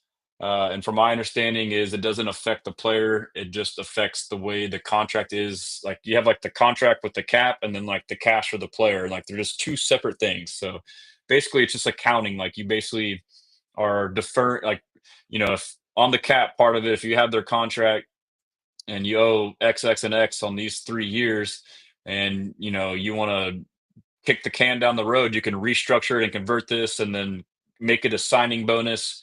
And so, as the player is concerned, they still get paid the same. It's just about accounting, and so basically, you're just kicking the can down the road. Which if we're in this win now mode, and it seems like a lot of teams just do that. They say, "F it, I'm going to move shit around, worry about it later." And then, sure enough, by later, you can cut guys, trade guys, or the cap keeps going up, which now they're saying, they're going to change the way that the ratings are. The new TV deals come up in 2030. And they're saying that it's going to be a crazy TV deal because they're changing the way that they're reading the ratings. And so now the salary cap's going to have like a massive jump in 2030. And they said like the Eagles owner, I don't think it's the GM, but someone in the, I guess maybe Howie Roseman is like very keen to this because there's someone in their organization is like a media mogul and is aware of what's going to happen. So they've been, doing that thing where they just, say screw it, sign players and defer all that shit and then deal with it later. So, yeah, I mean, it just depends on like whether you want to pay for it now or later, I guess is what I'm trying to say. When it comes to restructuring. So, like, if you want to free up money now to go all in this year, that's great, but then you'll feel the ramifications later, or you can just have a future you problem. Unknown says, honestly, I want a first so bad, but with Nick, that's likely not going to happen. We're probably going to do the same thing like last year, flip out our first to a second and some late picks. And so I don't know if I made this point last week. I made it on Monday when I was on with James Roy and Tom on the Bullpen podcast. So the great thing, if you have a great head coach and GM and scouting department that are great at finding talent that's overlooked, which I think we do. And I think a big reason why that, and it also matters too about your coaching too. I mean, two teams could draft the same player, and that player could be wildly different depending on how good that coaching is they go into and the scheme. And so I think we have great coaching in place on defense for sure. We know that, and I expect it to be like that with the offense. But the point is good coaching, good scouting, good recruiting, looking at film, evaluating guys, personalities, culture fit, all that stuff matters. And if you are confident in your ability to do all that, now you can get a little cocky and trade back and say, hey, I think I can find those diamonds in the rough, which we've done. I mean, you look at our receivers, third round picks, Nico Collins, Tank Dell, um, you know, and you look at in San Francisco, the linebackers Greenlaw and Warner, third and fifth round picks. I think a big reason why they were so good was because of the coaching aspect. D'Amico developed them. But the most recent case of that, or another part of that too, is I feel like a lot of teams overweigh this combine shit, man. Like, I love the combine. It's fun. It's great for us fans to like watch, this guy run this fast and jump that far and do this many bench press reps. But at the end of the day, it's about ball, man. Like, it's about the film first. Okay, this dude's a baller. And then for them, it's okay. When they go to the combine, they want to go through the interviews and say, okay, what kind of person is this person? Like, are they in it for the money? Are like they actually driven? Like, are they well put together? Can I trust them? Like when things get hard, so they have the film and then like the personality, and then you can have the combine to kind of make sure it matches up with what you see, and if it's a little bit off, it's okay. So, but yeah, so like some guys will overperform at the combine. They'll be, I mean, like what if we had like a track star go to the combine? I mean, look at Anthony Richardson. He was this freak athlete, all these crazy testing. Like, but dude, you're a freaking quarterback. Okay, like you can run this fast, you can jump that, or you can jump this high, you can throw the ball that far, but you can't fucking play quarterback. Like we saw it on film at Florida, like he was not good. And now it's like, oh my God, why is he not good? Because he wasn't freaking good. Like you watch the combine, and a lot of people wanted to trade up to the first overall pick to get him as a Texans fan, or get him at two. Which I mean, that's fine, but like it's a reminder, like the combine is overblown, and there's value in the fact that our coaches and staff acknowledge that. And my point is Kamari Lassiter. He's a guy that was on the flip side. So you have some guys who get overvalued because of the combine. You have other guys who get undervalued because of the combine. Kamari Lassiter, like all this bullshit talk about, oh, he runs a 4.6, he's so slow, da da da da. D'Amico Ryans wasn't hearing none of that. And like they probably knew that. Like, hey, like this is a value pick. Like people think he's slow, but he's freaking not. We watched the film and we did the interviews. He checks out the personality box. This guy's a freaking dog. So with that being said, that's why I love the trading back. I feel like we can get a player just as good if you trade back from the late first to the mid to late second, and now you just gain an extra player. You gain an extra pick that you're probably going to hit. I mean, you look at our second round picks last year, Kamari and Blake Fisher. I mean, they look pretty dang good. Fisher is still on the way up, but and then you look at the third round, you look at Kalen Bullock. I mean, yeah, so all about that. That's a nice little rant there. And then yeah, that's Gabo says Kirk makes the most sense, real slot guy. Yeah, I love Christian Kirk. Super underrated in my opinion. And again, when I was like diving into prospects for us, I like heard he may get cut, so I didn't really like pay too much attention to it. But I knew like, hey, if he got cut, like that's probably a great value too. I would assume he's probably like in the 5 to 8 million APY, or maybe even less, which would be a steal. Veteran slot receiver. I feel like he's very underrated. He has great hands. He's a great route runner. He's tough. I guess his frame is a little bit concerning if he's in the slot getting hit too much, or durability, but I mean, as far as like value, bang for your buck, yeah, that's a if we want to go like the cheaper option with the veteran slot, that would be a guy that I'd be down to sign. Taurus Brooks Kirsch says, "What do you think about Tyler Lockett?" Yeah, so Lockett, I'm probably out. I think he's around, and so I look at Spotrac. They have like, if you go to like free agents, I wish this shit would share. Let me see if I can try to get my screen back up. Let's go to the Metcalf. Let's see if it'll let me type on here. Oh, there it goes.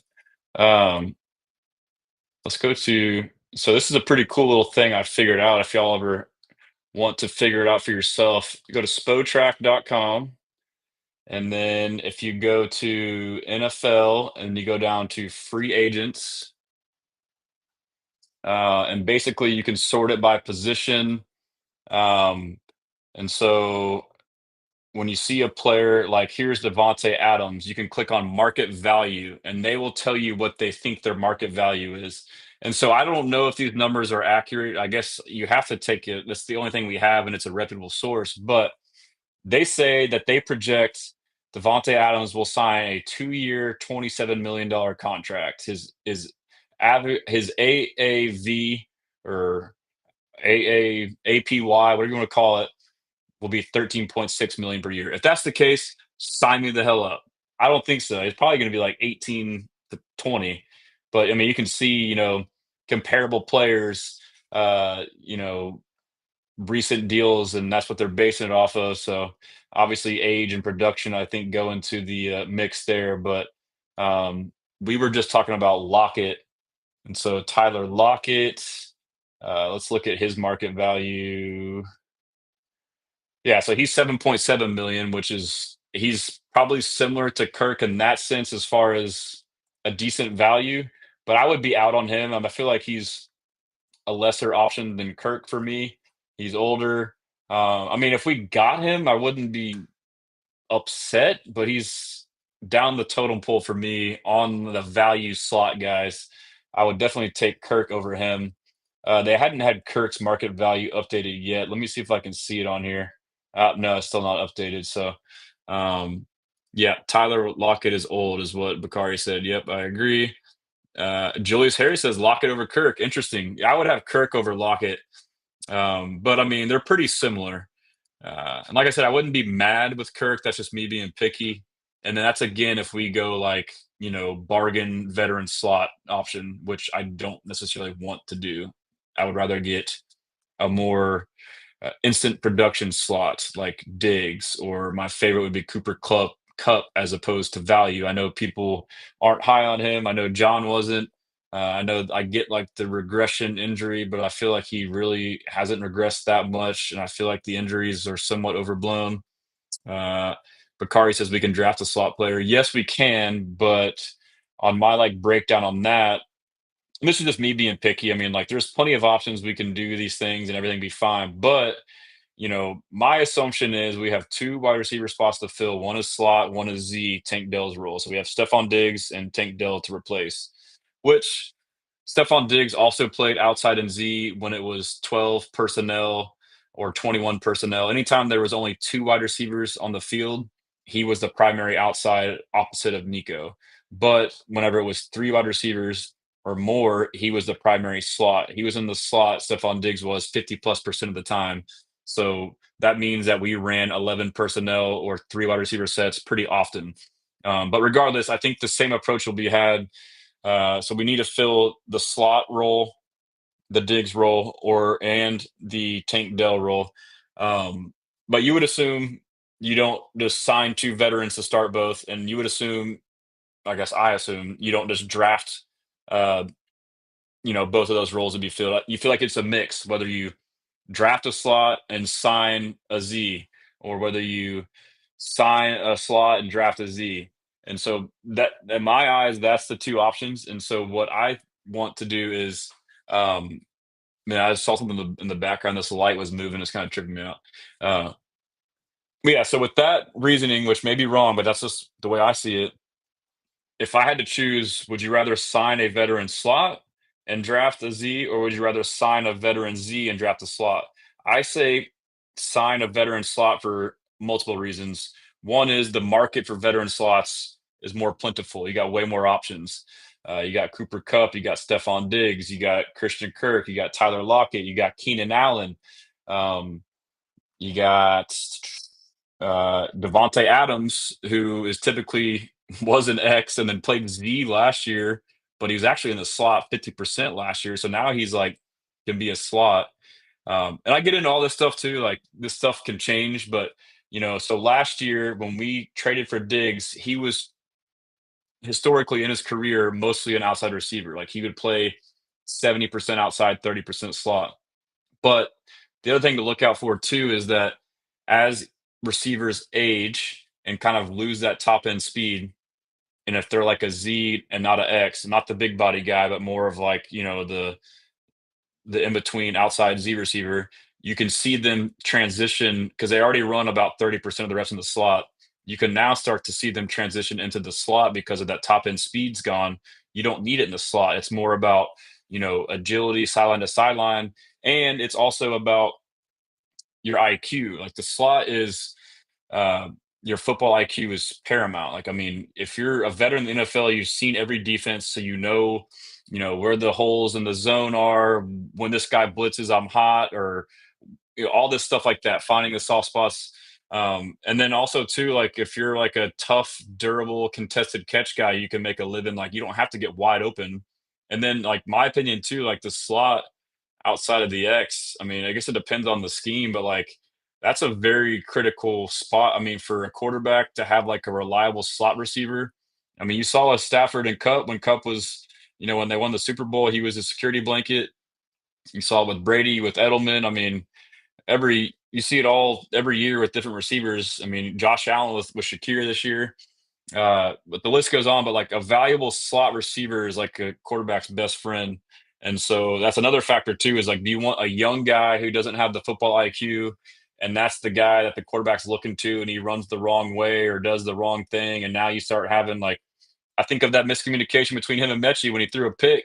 Like that's a point. Like when we saw Stephon Diggs go down this year, pause. Um, it was no coincidence that our offense suffered mightily. And that's because we lost that veteran presence in the slot. Like he was savvy and had a great football IQ. And CJ Stroud just knew on third down, I can just look to him in the slot and he'll freaking be open. And if he's not wide open, he'll make a tough contested catch.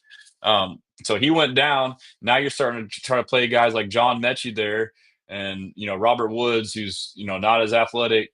But like Mechie in particular, not on the same page, run the wrong route, this and that, and which is fine. He's just young and learning. So that's not talked about enough was obviously the offense pre and post Stephon Diggs. But long long answer to your question there. I forgot what he just said we can draft a slot player. Yeah, so we can. And so with that being said, if the route is to draft a slot and, you know, sign the other position, it's more risky. Like I love Emeka Ibuka. I would take him at 25 in a heartbeat. I would even potentially consider trading up a couple spots to get him, but it's risky. After that, the next guys up for me is probably Xavier Restrepo and Jalen Noel, who are nice. They're solid. But I don't know if they're ready to step in immediately and give you that production that you could get from Emeka Ibuka or from a veteran like Diggs or Cup or Devontae or Keenan or even like Tyler Lockett would give you much better production immediately over any of the other slots that come available. And so, like, it also, in my opinion, matters the timing of your franchise. Like, we are in win now mode. Like, we don't have time to mess around with one of the most important receiver positions, having to figure out how to run an offense, how to figure out how to read a defense. We need someone who can step in right away and run that shit. So, yeah, that's where I'm at on that. Um, Taurus Brooks says, but he's still a great guy to have in the wide receiver room. I'm not sure who that is that he's talking about, maybe Kirk or Lockett. And then we got Engineer says, nah, I would not replace Nico with anyone. Facts, dude. He's underrated, top 3 receiver in the league. Uh, Forever Royal says, DK versus our secondary will be a fight every day at practice. Yeah, that's a good point, dude. And people were talking too about penalties, our penalties would go up. We already get penalized a lot on offense. And then Lance says Higgins got tagged today. I think I think he was tagged, yeah, today or recently. Yeah, Dascava says I'm good on the 32-year-old Lockett. Yeah, facts. Unknown says because Lockett is still going to want some money, he's on the decline in production. Christian Kirk ain't going to want a lot, and he's still young and still productive. Yeah, I agree with that. And then, so yeah, him and Julius are arguing about Lockett versus Kirk. That's a good debate. And so, engineer says we trading up for Loveland. Man, I can't do that. Like I was thinking initially, maybe pick him if he falls to you, but after diving into like him as a blocker, I'm out, dude. I mean, he's an awesome receiving tight end, but like we already have that in Schultz. I mean, he's obviously probably a better receiving tight end than Schultz, but we have other positions of need: O line, receiver, interior D line. I get like the BPA, best player available logic, but I just can't. I can't justify trading up or taking a tight end at 25 that's just a glorified receiver when we already got that in Schultz. If we're gonna get a receiver, it needs to be third round or later, and it needs to be somebody who can block. I like the Turd Ferguson guy. I forget his first name. It's something. It's T Ferguson. I always think of Turd Ferguson from the SNL skit with Will Ferrell, but Turd Ferguson from Oregon. That guy is a beast. He is a freak receiver and blocker. That dude is a stud. That's my if we get a tight end, that's who I want. We're not going to get Warren. I don't want Loveland there, just a big slot who's developing as a blocker. I want Turd Ferguson from Oregon, and then the next guy I would like is Jason Taylor's son from LSU, Mason Taylor. That guy is also a great receiver and a great blocker, and they're big. Pause. So yeah, that's what I like there for tight end. And so I'll dive into that. I'll do an article in the tight end room soon. I'm trying to. It's so stressful. Like I do these articles and I go way too in depth, and then we're starting out with free agency is fastly approaching, so I'm like stressing out trying to hit every position room before, and I'm really selfishly doing it probably so I can like get my takes out there to see if I get right or not. I mean, not really, but I what I liked is like making the tables for everyone else to have to be able to see, they can make their own assessment. Bakari says, are we still going after Garrett Wilson or not? I mean, I don't really know if we ever were or if we will. I have no idea. I don't think we should. It doesn't make sense. It's kind of similar to Debo financially and capital wise to trade for him. Forever Royal, finally somebody making sense about Texan football. Hey, appreciate that. I don't know if you're talking about me, but or maybe you're talking about the chat. But yeah, it's nice to talk to people who know ball. Lance says, I don't believe in no rookie so they prove something in the league. Facts, man. So I mean, if we're in a position to where I mean, it's tough too because we saw last year, D'Amico Ryans has shown that he will play the best player no matter what. He's not afraid to play the best player. We saw Kamari Lassiter get run as a starter, like off the jump. He was like the starter in freaking OTAs, dude. Like he showed he was the man. Like, all right, you're the starter, bro. Kalen Bullock became like a quasi starter later in the year. Blake Fisher became a starter. That was a little bit different circumstance. But we had three rookies play significant snaps, and Cade Stover played significant snaps. I mean, we had four rookies at least. I'm sure I'm missing a couple guys later round draft picks. But so part of that is like scenario, but part of that is like you have a coach who's not old school. Like he's going to play the best player, and I love that. But to Lance's point, I mean, rookies are a little bit more risky. You don't want to lean on drafting a guy and saying we have to play this guy. You want to go in and saying, hey, we got this guy. If you happen to show out and be the best, fine. If not, take your time, develop. And that to me, I think was the plan with Blake Fisher. And I think shit hit the fan when Kenyon Green sucked and we had to replace him. And it was like, hey, Titus, like we need you. And like, oh, okay, Blake, now you're starting. So, and that's kind of the approach I want to take with an O lineman in the first 3 rounds. I guess I can pull up my article and kind of show y'all. I'll get to that in just a second. Let's see. Let me pull it up over here while we're talking. Brandon, shout out Brandon, my guy, says now we can pick up Kenneth Grant at 58. Yeah, dude, it'd be nice to get a defensive interior. So there's a lot. The interior D line is loaded, dude. So Lance says Bullock was a steal too. Facts. And again, it goes back to my point. I guess that's probably our point. I'm sure y'all agree, but like Kalen Bullock, how you pronounce it, Lock and Hawk. He may not be as good as he is on another team, another scheme, or another coach. Like D'Amico found him and saw the traits he liked and coached him up. So scheme matters for sure, and coaching. Um, and then engineer says Devonta Adams and Ibuka. That would be sick. That would be sick. So if Spotrac is right and Devonta Adams, who honestly I hadn't really dove into that much before he was released, and I was kind of like, I don't know if he'll fit. I haven't dove into it. Um, Let me see. Yeah, so if Devonta Adams is really in the 13 to 14 million dollar APY, sign me the hell up. And now he can be the freaking Z that Tank Dell was, and play slot if you want him to. And then you drop the Buka, golly. But I mean, that's tough though, because now um now you're taking a receiver in the first. And but still, I mean, if you can find other ways to fix your other holes and do that, shit, dude. I think I actually wrote about that. Let me see. Let's go to. I'm having too much fun, man. It's been a while. I guess I've been doing some of these streams, and sometimes the guests go longer. But this is my favorite thing, man. Just kind of shooting the shit with you guys.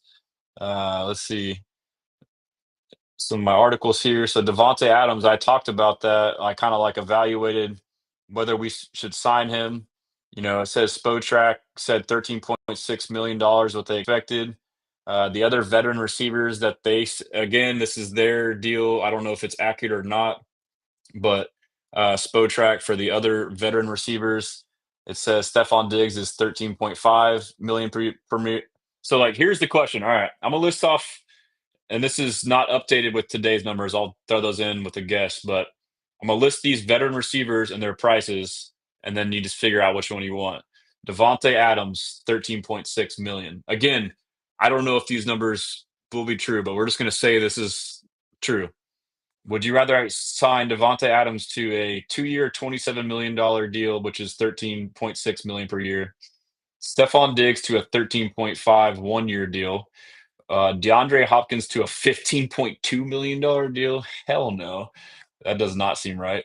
Amari Cooper to a 14.2 2-year, $28 million deal, or Keenan Allen to a 2-year, $22 million, $11 million per year deal. That's pretty good value. I know people hate on Keenan Allen, but I wouldn't hate him either.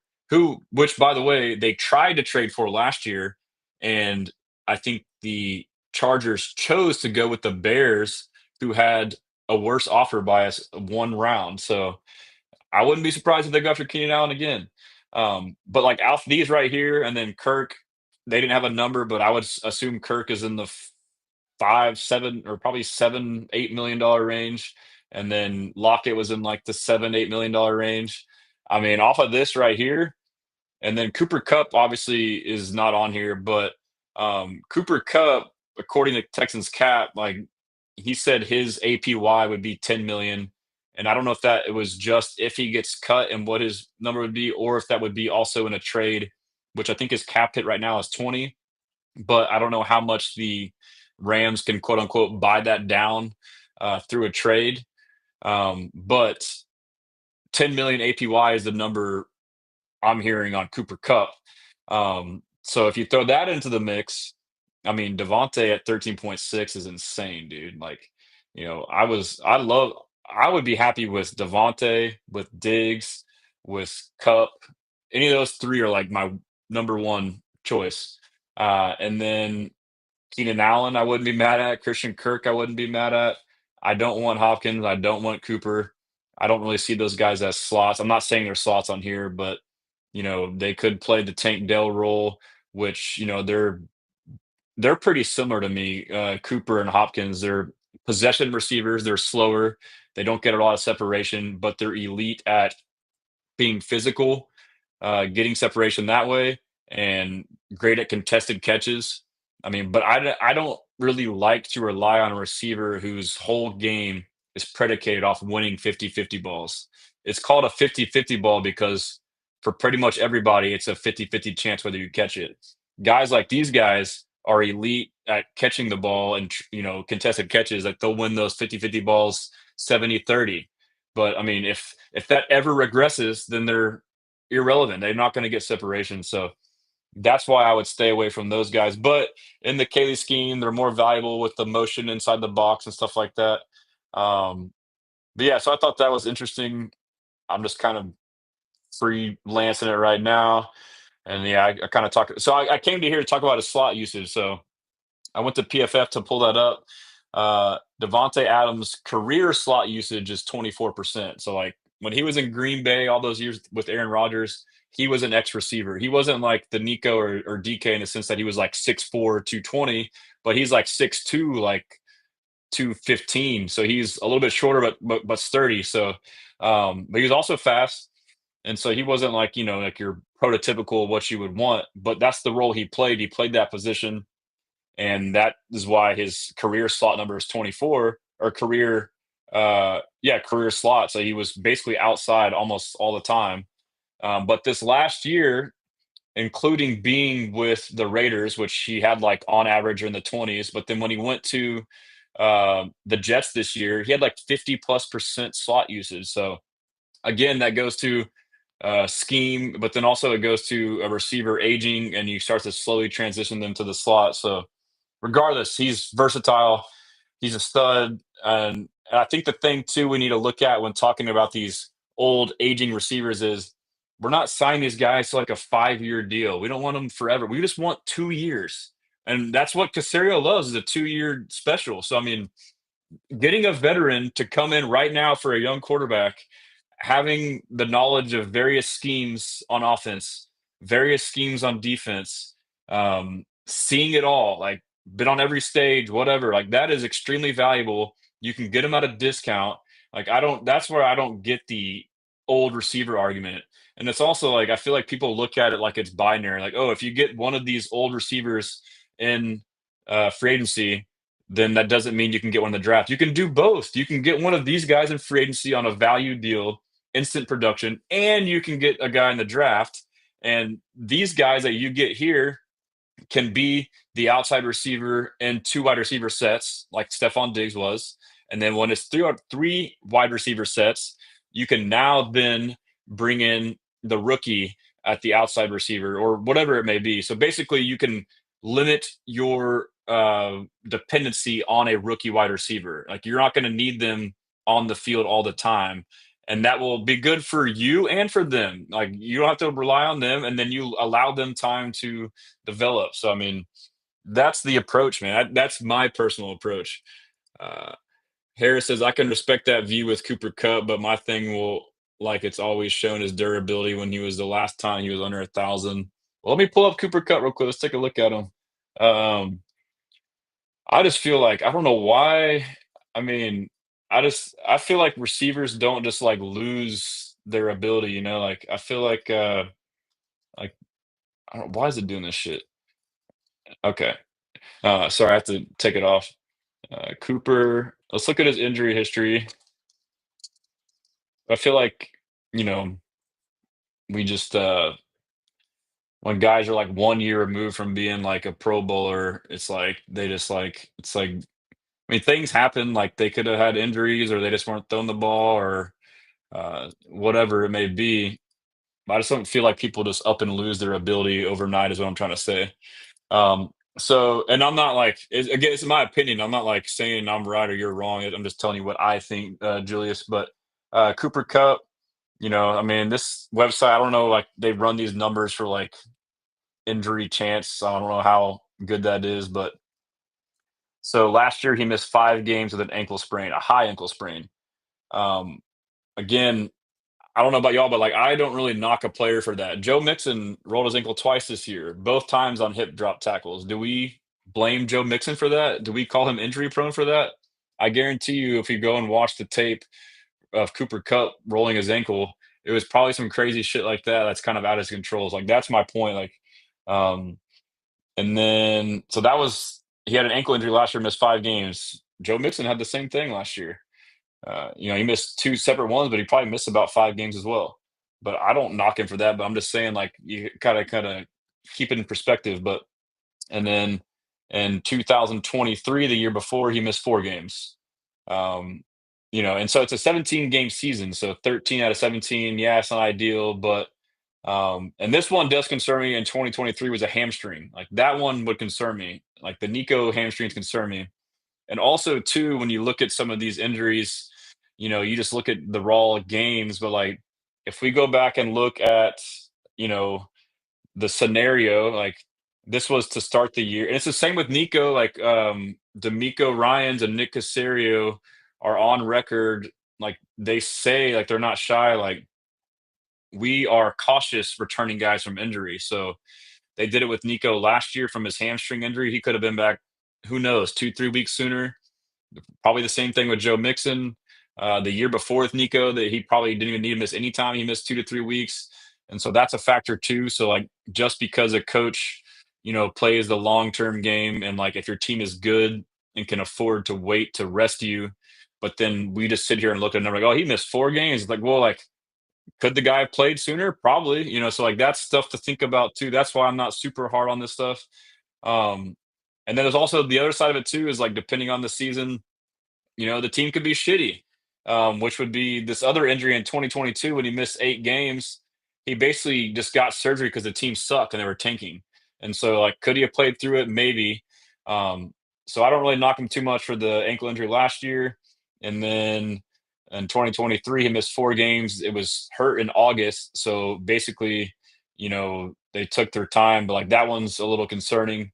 But it seems like they were just, it could be like the approach, like I said, McVay just, Cooper Kupp started playing good. So maybe they wanted to get a look at, I'm sorry, Puka Nakua. Like maybe they wanted to get more reps for Puka and just say, hey, no, Kupp, take your time, bro. Like we'll wait for you. And they probably waited for the bye or something. Who knows? But in 2022, he missed 8 games. It was another ankle injury. So one, hurting your ankle, like I don't knock that on the player. Like, I mean, maybe sometimes you got weak ankles, but it's kind of random. And then again, they were tanking this year, and he had surgery and missed the season. So then now he missed 8 games. Oh yeah, because he got surgery because they sucked. So I mean, I'm not saying that he's not injury prone or not like frail, but like I'm just saying context. I don't think it's as bad as what people think is my point. Um, and then yeah, I mean, you go back 2022, 2021, he played the whole year, and then after that, it's not much. He had an ACL tear, and then he had one in which he missed 6 games. So I mean, I can't knock him for an ACL tear. Diggs got just tore his ACL. Like, does that mean he's injury prone? So, um, but yeah, let's see if we can look up. Let me go to PFF. We'll look at. Let's see how he's doing relative to his performance. This is the fun shit. Like, this is basically what I fucking do all day when I'm looking at text and shit. I just kind of go through different shit. I mean, I guess we all kind of do. We just research and look into stuff, but it's kind of fun to like go through it together. So I gotta share this tab instead. Cooper Cup, 2 girls, 1 cup. Drinking my cup. Edward Guzman says on TikTok, had they named an O line coach? Yeah, dude, Strouser or not Strouser, Popovich. He says D Hop. And then someone asked, why has no one talked about Chris Godwin? Chris Godwin is the receiver I want the most. He's just too expensive. I haven't even entertained it. So Chris Godwin is a god when he would play for the Texans. He would be a god. He is a god when he plays. Yeah, I think Chris Godwin's a stud. I would love to have him on the team, but his APY is like 20 million, I think. So that's going to be tough to stomach. Let's see. Zach on TikTok says draft capital and a new contract for a tall guy who can't catch contestable throws worries me. I think he's talking about DK. And then I'm just going to run through some comments real here. Bakari says Jimmy Horn Jr. and LeJounte Lesser from CU are great slots. I agree, man. So there's like a lot of good late round picks, 5 through 6 and 7. We can get some depth guys that can be development. Royal says, I wonder if the Jets would be interested in trading Wilson for Met, Schultz, and some next year swaps. I mean, shit, sign me up, bro. If we can trade some players, shit. Julia says, I'm with Jimmy Ward. Stroh's HQ, you think we bring Diggs back or someone else? I don't think we bring Diggs back. I mean, I would want him, but there's a lot of options. Like, I think we are in a great position. Like, I don't understand people saying that this is not a good free agency wide receiver market. I think it is. A veteran wide receiver market. Like, again, I just went through the whole age spiel. Like, it's kind of overblown. There's a lot of good options for us to have instant production at a pretty valuable, value contract. But yeah, I mean, I don't know if the off the field stuff now becomes a concern. Like, I don't really dive into that nor care, but I don't know if they're looking at it like all this drama and stuff. I don't know if that's a factor, but I mean, the chemistry part of it matters. He was a big asset to our team, like locker room leadership, mentor, familiar with the team. So if I had to say, I don't think so. I think they bring in somebody like Cup or maybe Devontae if that price is what it says. That's my hunch. I could be wrong. That's just a random guess, but I would love to have Diggs. Max says, "Why has no one talked about Chris Godwin?" Yeah, I guess I must have talked to you on. Yeah, so if I don't answer your comment on Instagram or TikTok, I'm sorry. I can't see it on the main one. If you want me to get to your comment, the best way is to talk on YouTube, X, or Facebook. It'll go straight to there. Perilous B says Tay or Keenan. Yeah, I'm down with the dude. That's on IG. Uh, and then Rich M says, hope we resign Diggs. I mean, like I said, I'm down with that too. We got a lot of options, bro. Jackson Gen 7 on IG says Stroud could win it all for the city of Houston. He will, bro. Not could, he will. He's going to win it all. Get back a couple more comments. Lance says, what about Horn Jr. from Colorado? Yeah, I mean, if you want, I can pull up my. Did I do an article? Yeah, I mean, I got an article too where I have like a table on all the prospects. Someone asked about my thoughts on NRG Stadium going on. It sounds like they're just getting ahead of the curve. I feel like they'll renovate, is what it sounds like from some of the comments I heard from the new president. Brandon says, ready for Monday to get here. Let's find out who we got. Facts, dude. Unknown says, I feel like we are forgetting Jimmy Ward's contract is up.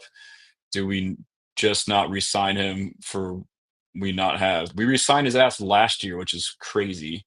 So I think he has 1 year left, but I did see D'Amico say during some interviews at the combine, he's like, "Love Jimmy. He's great when he plays, but like he needs to play." Like he wasn't like rude about it, but he's like, "Yeah, he's awesome when he's out there." Like he basically said, like he needs to stay on the field for us. I mean, that was like the first time I kind of saw him like, say something. And I don't know that he said it in that context, but he still said it. Uh, and then, yeah, we did resign him. Brandon says we have Ward for another year. Yep. Yep. Yep. Yep. Yep.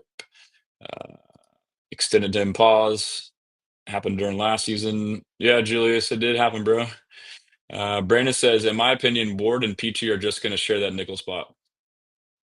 I agree. And I think that's where Ward is best suited. I mean, like, Petrie and Ward are very similar. They're better in that nickel, which is more of a star, which is more of a linebacker slash safety than it is a cornerback slash safety.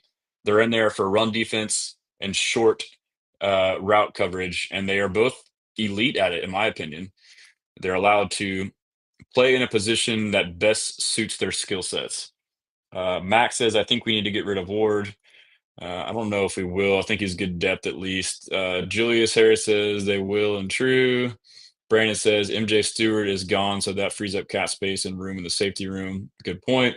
Max says, when does Robert Woods expire? He gone. Brandon in here just holding down the chat for me. Thanks for answering the questions I can't get to right away. Let's see who else we got. Alejandro said DK. Yeah, I mean, it doesn't seem logical to me. Scott Davis. Shout out Scott, man. Scott's the man. Regarding drafting a receiver in the first, I think you can do that if you get a center in free agency, like John McClain said. I like Drew Dahlman, then draft wide receiver in the first, then like 70 in the second. Yeah, Dahlman would be sick, dude. So that's like a game changer. And what kills me too is he was the highest graded zone blocking center last year. And so like we could have killed with that last year. I guess that's still good. I'm sure he's still decent at gap too, but he would have been like even more valuable for us this year if we were still knowing that we'd run a lot of zone, which I don't want us to because the rest of our line's not good at it, but it's a good point. Uh Unknown says, who is John McClain? Come on, bro. Did y'all watch the show earlier? He's also a Houston sports radio legend. Never mind. Oh, he says never mind. Okay. Brandon says, I think we take a wide receiver in the first 2 rounds, then a second wide receiver in the fifth. I agree. That's kind of what I was just thinking when they're talking about Jimmy Horn. There's some good guys late. Unknown says, I was so confused. And then I try to like not have dead air, so I'm just kind of mumbling instead. Max says, I just realized who's going to be our punt returner next year. No Tank, no Robert Woods, no Sims anymore. I haven't thought about that. We'll figure it out. Pierce, as everyone's saying in the chat, or one of those new wide receivers or fast guys they bring in. Yeah, it'll probably be a new guy. Unknown, maybe if they draft someone like RJ Harvey or Jaden Blue. Royal says Diggs came to Houston and started having woman problems. Hey, a lot of people come to Houston and have woman problems. Brandon says if we can get Howard, Shaq, Schultz, Autry, and Diggs dead money off the books next year, there's a lot more available cap for second contracts. Good point. Good point. Max says Price is not a punter. Kickoff returner. Let's see what else. You're talking about cap. So my top 5 wide receiver free agency list. I mean, it's tough for me to pick like those 3, and I do it based off of what I assume their value is, like their price. So it's not like, I mean, if I could just pick any receiver, regardless of price, as far as free agents, give me Godwin, give me Devontae, give me Diggs, Cup, and then forget the other ones. But as far as like value and price, I think from what I hear, Cup 10 million APY, like that's like, and he knows the system. He's been in Nick Caley's offense the past 2 years. That to me is like it's a no brainer, dude. But I mean, it's tough for me to pick. Like I would say Devontae, Diggs, and Cup for me are like 1A and B and C, and then you know I don't mind Kirk. That's great value. Who else was there on there? Kind of getting brain dead, but yeah, that's a lot of them.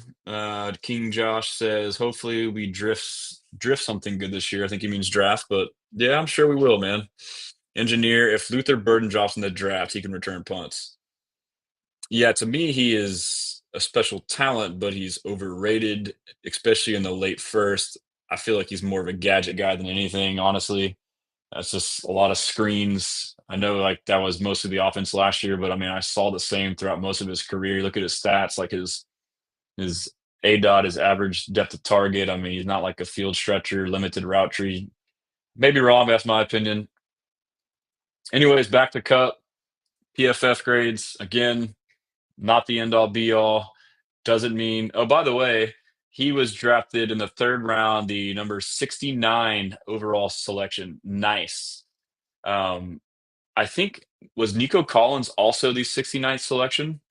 If so, we have to get him and have 2 69s on our team. That would be so sick.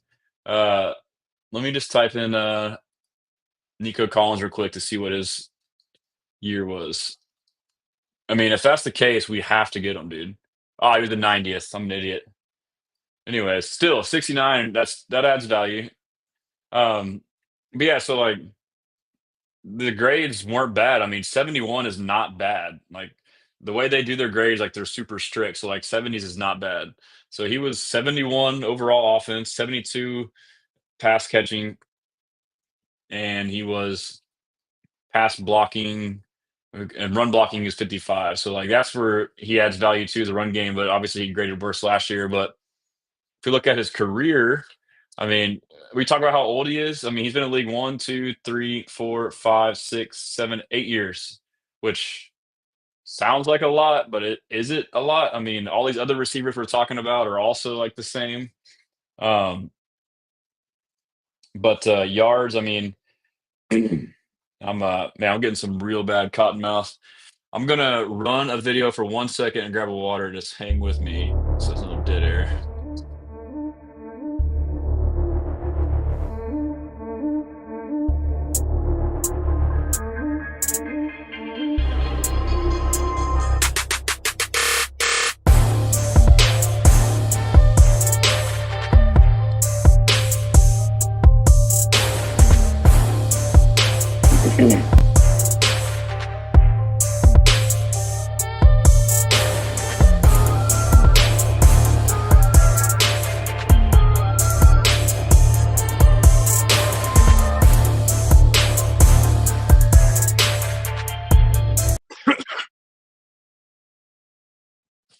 All right. I am back. It's crazy what talking for an hour and a half straight with no water can do. um, yeah, so these are snap counts. Let's go to receiving. That's just offense. So we're gonna look at the receiving stuff for Cup. Man, hold up. Drink up in my cup. Double cup. A lot of good stuff there too. That's added value in my opinion. H Town and the drink cups. I think that kind of adds to the appeal. But yeah, so I mean, the year before he graded pretty similarly, and then the year before that, 2022. I guess you also have to consider how many games they played too. So like grades, if they only played, he played a decent amount of games last year. But if you look at, I mean, he had 800 yards last year. Like, what are we talking about, dude? He had 800 yards. He's almost 1,000 yard receiver. Like, what? How is he washed? Come on, bro. 11 yards per reception. That's not bad, dude. What are we doing? Why does everybody hate on Cup? Is this because Puka went off? And then you can look at his drop percentage. He has elite hands, 2.7% drop percentage. Like elite is like 4 or 5%. 2.7% drop. He only had 2 drops last year. What are we doing, dude? Come on. On 105 targets, he had 2 drops. What the? Why do we hate Cup, guys? Come on. This is last year. Um, let's go to 2023. Grades about the same. Uh, he had 764 yards, but guess what? He didn't play as many games. He had 100 targets. He had how many? Does it say snaps? He played 287 pass snaps in 2023. What did he play in 2024? 2024, he played 297 pass snaps. So he had like 50 or 40, whatever the number is, a lot less in 2023, and he still had almost the same yards. So, I mean, 764 yards and much less games and not he had more targets. So he was highly. So this is before Puka. That's the other part of it too. Is Puka ate into his production, and that's not his fault. That's not because he got worse. It's just like okay, Stafford's like, oh, I found this guy. This guy's fucking good. I'm gonna throw him the ball. And just because he got less targets and less yards doesn't mean that he's worse. I mean, he could be declining, but like I feel like that's part of the picture here. Um, but yeah, so we had like 50 less snaps in 2023, but the same amount of targets. And he had, a couple less yards, but his yards per reception is still 11.9, not bad. Let's go to drop percentage. It was 7.2 this year. So, it varies year to year. Had 5 drops. But yeah, last year his hands were insane. And then 2022, like elite. I mean, the grades 86 overall, 88 receiving. Uh, let's see, run block. This isn't run blocking, but we can look at that somewhere else. But this year he had 812 yards, so he's basically averaged 800 yards the past 3 years. And this was only on 75. This is on 95 targets. So yes, the injury happened. This is in much less games again, and so like that can be yeah. So, but yeah, like his slot percentage 56%. Like he is a slot receiver. Like he's the prototypical slot. Well, I guess from the usage definition, he's a little bit bigger. He's 6'2", 208. So I mean, I like that. I want like the bigger, sturdier slot guys that are still shifty because they're durable as far as taking hits and contested catches. Um, let's just go back one more year, and then I'll do the overall career. So the year before that, dude, 93 overall grade, 93 receiving, and then, yeah, let's see what his drop percentage was 4.8. He had 9 drops on 230 targets. Holy shit. Um, and so part of that too is like when you're like the only guy, I mean, he was like the main, target for Stafford. This year was insane. No way that's true. I guess this includes playoffs. This is the Super Bowl year. He had 2,425 yards in 2021. I know people say, "Oh, that was a long time ago." Um, but yeah, so we'll go into the career stuff. but his career drop percentage is 4.7%. He's only had 34 drops in his career on 941 targets. That is insane. He has elite hands. Um, he hasn't fall like his first 3 years in the league, his offensive overall grades was 78, 77, and 74. The last 2 years, it was 71 to 71. So he's slightly below what he started out his career. He just had those 3 years in the middle where he went crazy. I mean, I just don't buy that he's just fallen off a cliff like people think. Like I can, see the injury stuff, but I still think that's overblown. His career slot percent usage is 63%, so he's a absolute slot receiver. But 35% on the outside, so he can play Z and 12 personnel if you need him to still. Or just make him only slot if he's not as good outside. I'm trying to see what else. And so early on in his career, he was, 13.4 yards per catch, 14, and then 12, and then 11, then 13, then 10. The other thing to think about too, when you look at yards per catch, it's a great metric, but you need to think about what position they're at. If this is a heavy slot receiver, you're not running, stretching the field. So he's not going to compare with Nico Collins, who's probably like, 15, 16. Who knows what his is. But the point is, he's running more of the short and intermediate routes. He's the chain mover on third down. So that for a slot receiver is good, the yards per catch. But yeah, I mean, someone just asked about it, so we dove in, but I didn't mean to begin my propaganda for Cooper Kupp. But let's see. What else did we miss? Engineer and Unknown. Are y'all fighting still? But I do want to show y'all back on my site. I think we were talking about something that was relevant. But yeah, if y'all get a chance and you're bored, man, like these articles. And so I just started like doing like the news ones and like just to kind of get more content out there. Like these aren't like analysis, like you know, there was a lot of news today, and I just went real quick and kind of, summarize it like the Nico Collins extension, and I kind of embed tweets, but these aren't lengthy. These are the things you already know about. But if you just want to check stuff out, but the things that I like doing are these analysis ones. So this is the one I wrote. This shit took me forever, dude. Like almost a week and a half. I've been working on this one. But yeah, by the way, too, if you haven't, right here in the top right, subscribe, please, please, please. Free newsletter. I include like my articles, I include videos, content, everything you need to know. I include stuff from here on the show. But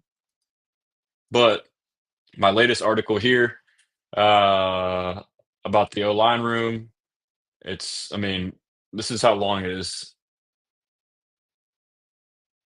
It'll take you a minute. Take me a freaking hour to read this thing, y'all. You see that shit? All right. Anyways, there's some good stuff on here. A couple things, so I basically just talk about the O line last year, and I talk about how I believe it isn't as bad as we think, and that I feel like our view of the O line is worse than what it is because of how bad it was in the middle of the year, and there were key changes made late. Titus Howard to left guard, Patterson at center over Scruggs. Scruggs had a lot of communication issues, and Patterson seemed to kind of steady that. And then when Scruggs even went in for Shaq Mason, we saw what it was without Shaq Mason. It was pretty solid. So like, I make the point that I don't think it's as bad as we think. And I talk about how I think scheme was a big part of it. We talked about, CJ Stroud not having control, just the rules, the pass protection, all that shit. And so then I say, okay, what do we need to do? My two things is I think we need to sign a veteran guard. I think we just need to address right guard. And I think we do that two ways. You get a veteran to plug and play right now. And then I want to there's a lot of players in the draft that are tackles that can also play guard. And that's what we need to target. And that gives us flexibility. So we can sign a veteran to play right guard. If he fails, then maybe that draft pick can play. Or if Titus Howard fails or gets hurt, then he can play there. Or if Blake Fisher fails, he can play there or gets hurt. So you have, a guy in the first that you're comfortable, just like Blake Fisher we got in the second. Our plan was to get him for depth, which a lot of us thought was dumb before the draft. And then after I realized, like, hey, that's pretty smart. And then it was even more smart during the season when shit hit the fan and we needed help. I think the plan was just to get depth and then to let him develop, but he was forced into the lineup. Didn't play great, but didn't play terrible, and he improved steadily over the year. But I mean, it proved pretty valuable to make that draft pick last year. Um, Anyways, and I talk about the structure of our O line financially, and this will drive y'all crazy about all the players and their cap hits. About $81.5 million invested in our O line for 2025, and that's without adding anybody. And then I looked at Spotrac to look at the value. So that 81.5 currently for 2025 is the second highest number in the entire NFL. The other team that has more money invested in the O line than us is Carolina. This is hilarious because both of our O lines sucked ass, and we have all this freaking money in them. And we still suck ass. So it's like a misconception that you need to spend money if you're O line for them to be good. Philadelphia is 14th, but this is current like guys that you've lost in free agency, but it means you sign good deals and you draft well, and really it's coaching. I mean, you get more out of less essentially. And Philadelphia, I mean, they got Mekhi Becton for nothing last year. He's not included in this because he's a free agent. But I mean, he's a guy who was a tackle who struggled, who had all this promise. You bring him in, move positions, put him in with the best O line coach in the league, boom. And so that for me is, if Mekhi Becton can be resurrected by good coaching, Jeff Stoutland, Philadelphia Eagles, maybe Popovich is better than Strouser and he can get more out of some of these guys too. But yeah, that was a very interesting thing I saw. I kind of dive into it, and then I go through like the different scenarios of like cutting guys. There's like numbers for cutting guys before June 1st, after June 1st. If you trade guys before June 1st, after June 1st, I basically show all the numbers and then have the takeaways of, okay, here's what it is. Here's what I think we should and shouldn't do. We shouldn't trade or cut Laramie. Hell freaking no. We shouldn't trade or cut Titus. It doesn't make sense. And in those two scenarios too, like, yeah, like, okay, like I get being frustrated with the way they play. Like you feel like they may not give effort, or they may not stick up for CJ. But let's just say you do find a deal that's good enough, you're gonna have to go and replace them now. Like the two best linemen we had, now you got to go and replace. Like with what? With a rookie? Like what are we doing? Um, and then Kenyon Green, his best case scenario is to trade. I wouldn't be surprised if he stays on the roster. He's on the last year of his rookie deal. It's not going to save us much money at all if we cut him. We'll save, let's see, dead money pre-June. We could save. I don't have the savings on there, but basically, you're not going to save any money if you get rid of Kenyon, essentially. So you might as well keep him on the roster as a backup, and maybe he can be rediscovered in a gap scheme with a better coach. Who knows? But you don't bank on him being a starter, though.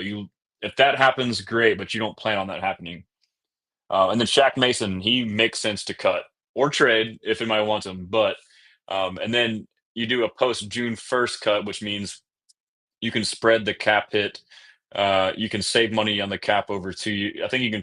I forget, it's basically you can spread over 2 years, so you can save up to 9.4 million if you cut Shaq with the June 1st designation, post June 1st.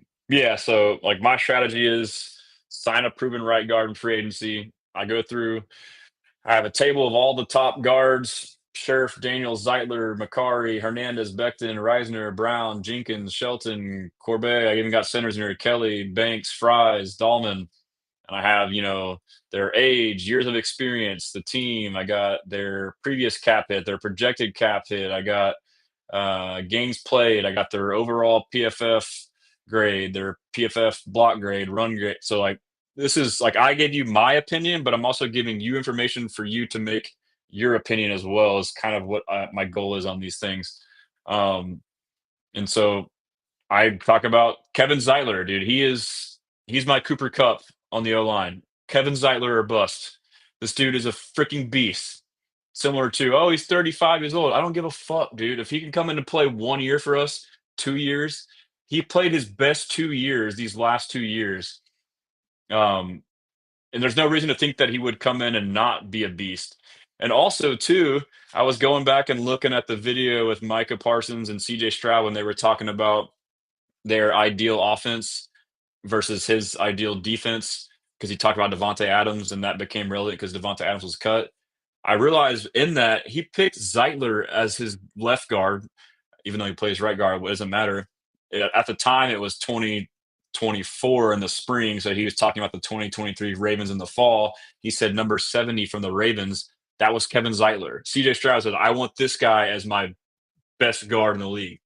So yes, he played great with the Ravens and then last year with the Lions. 34, but again, we're not signing this guy to a 5-year deal. Sign him to a 2-year deal. If you get 1 year, great. If you get 2 years, freaking awesome. And you should. This guy's a stud, dude. You got his PFF grades and all that. And then I start adding some clips as I go. Will Fries would be next up for me. I like him, but he's not as much of a value. The projected money for Zeitler is lower because he's older, and then Fries is higher because he's younger. But this dude broke his leg last year, and his grade and performance was good last year, but it was a small sample size because he missed a lot of the games because he broke his leg. I also don't understand why we aren't talking about, we won't. Everyone's praising or criticizing these receivers for being old and injured, but then we want to go inside and linemen that are old and injured. Like I don't, but like Will Fries, I have as number 2. The next guy, James Daniels from the Steelers, he tore his Achilles last year. But like, and I don't know that people are doing this, but like, you can't say, "Hey, I want James Daniels who tore his Achilles," but then, "Oh, I don't want cut because he tore his knee 3 years ago." Like that doesn't fucking make any sense, dude. um, Anyhow, but yeah, so Will Fries, love it. James Daniels, love it. Those are a little bit more risky and they're more expensive. So you have like the injury element, which I'm not too worried about, but I'm just pointing it out. The Achilles, I guess I don't know how a lineman would do that. Mekhi Becton, I would love. I'm just afraid his price will be super high, so I got him on there. I got notables, Reisner, Kelly. I guess I didn't even talk about the center from Atlanta. I just feel like he's gonna be too expensive, man. And I also feel like center we don't need to address as much. I feel like Patterson isn't a bad deal. But I mean, obviously upgrading to a elite veteran center would be nice. But yeah, so step 1, free agency, step 2. I mean, I'm already at 2 hours and 8 minutes. I need to chill out. I will have to wrap it up here in a second, unless y'all are down to keep going. Uh Step 2, draft a versatile offensive lineman. And like I said, draft a guy in the first 3 rounds that can play tackle and guard. Again, I have a table laying it all out for you to look at yourself. These are all the top prospects. Position, I have like sub positions, so it shows versatility. You got your height and weight on there. You got the grades again. Again, the PFF grades are not the end all be all, but it's at least something to look at, and you can go and watch film and see if it matches up. I got the projected rounds they're supposed to be drafted in. I only went to the top 3 on here, but my ideal lineman, Gray Zabel, dude, he's a freaking dog, man. He is a freaking dog. Typically, Casario, D'Amico like the Power 5 SEC schools, but this guy translates. I mean, D'Amico Ryans talks about wanting that nastiness on the O line, and the only person currently on our O line that I've heard him refer to in that vein is Blake Fisher, believe it or not. But if you want a guy that's got some nastiness, this motherfucker's got it, dude. He is like your prototypical dog, and he can play all 5 positions. He played left tackle, right tackle at North Dakota State. I believe he played some guard. Concerns about competition level, went to the Senior Bowl, went up against all these, elite premier first, second, third round edges and interior rushers, shut them all down at every position, tackle, guard, center. This guy can do it fucking all, dude. So, I mean, how do you not get this guy from 1, the nastiness element, 2, the versatility? I talked about how, somebody may lack at one of these 5 positions or injuries. This guy can be the starter at any of them more than likely for you. Yeah, he's a dog, dude. I mean, his tape matches up. The Senior Bowl highlight tape matches up. Yeah, and I've been doing mock drafts. I haven't like fully finished them or posted them because it's just hard for me without knowing stuff. But I guess like what I've been seeing though is he consistently won't get drafted until like late first or early second.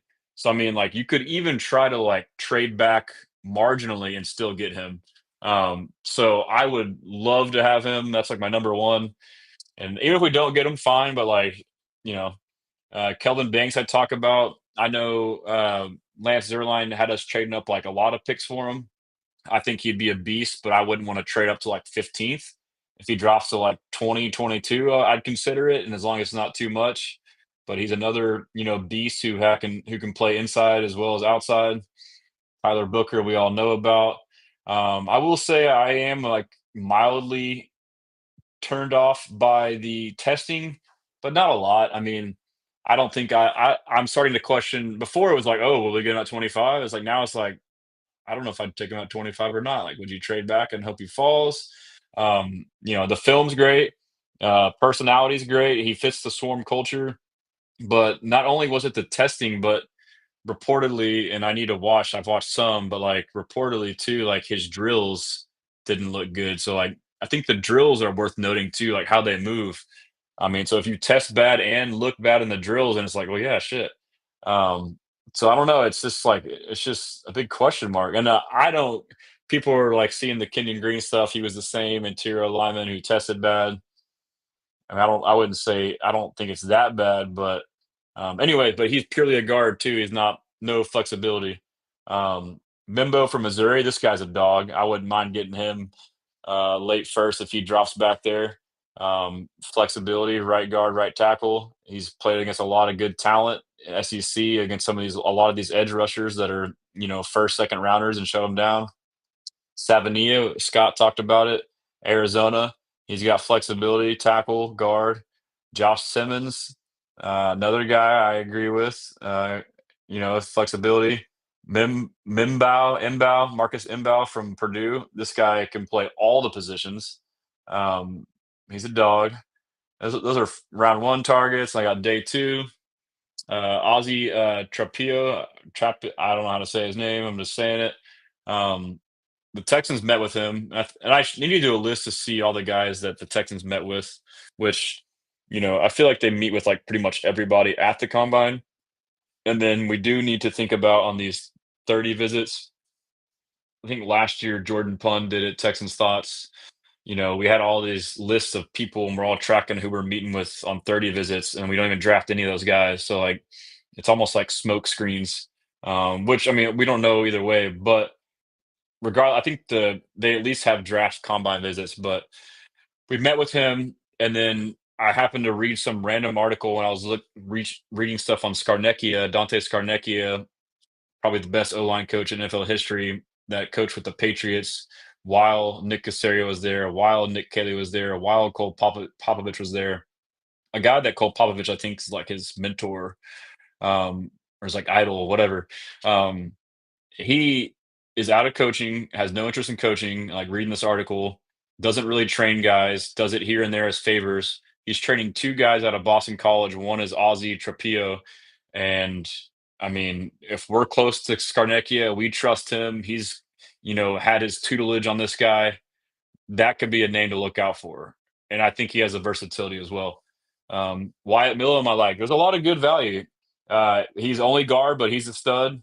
Donovan Jackson, another Ohio State guy. I guess he's Ohio State guys too. It's like, hey, they got the connection with CJ. He's got the flexibility as well. Yeah, I talk about all that on there. So, basically just read the whole article to you guys. But yeah, please feel free to check it out. A couple more comments, and we'll look at shutting it down here in a bit. Uh, let's see if I missed anything up here. Brandon's going off. Brandon's just owning people left and right. Brandon's like a walking encyclopedia, dude.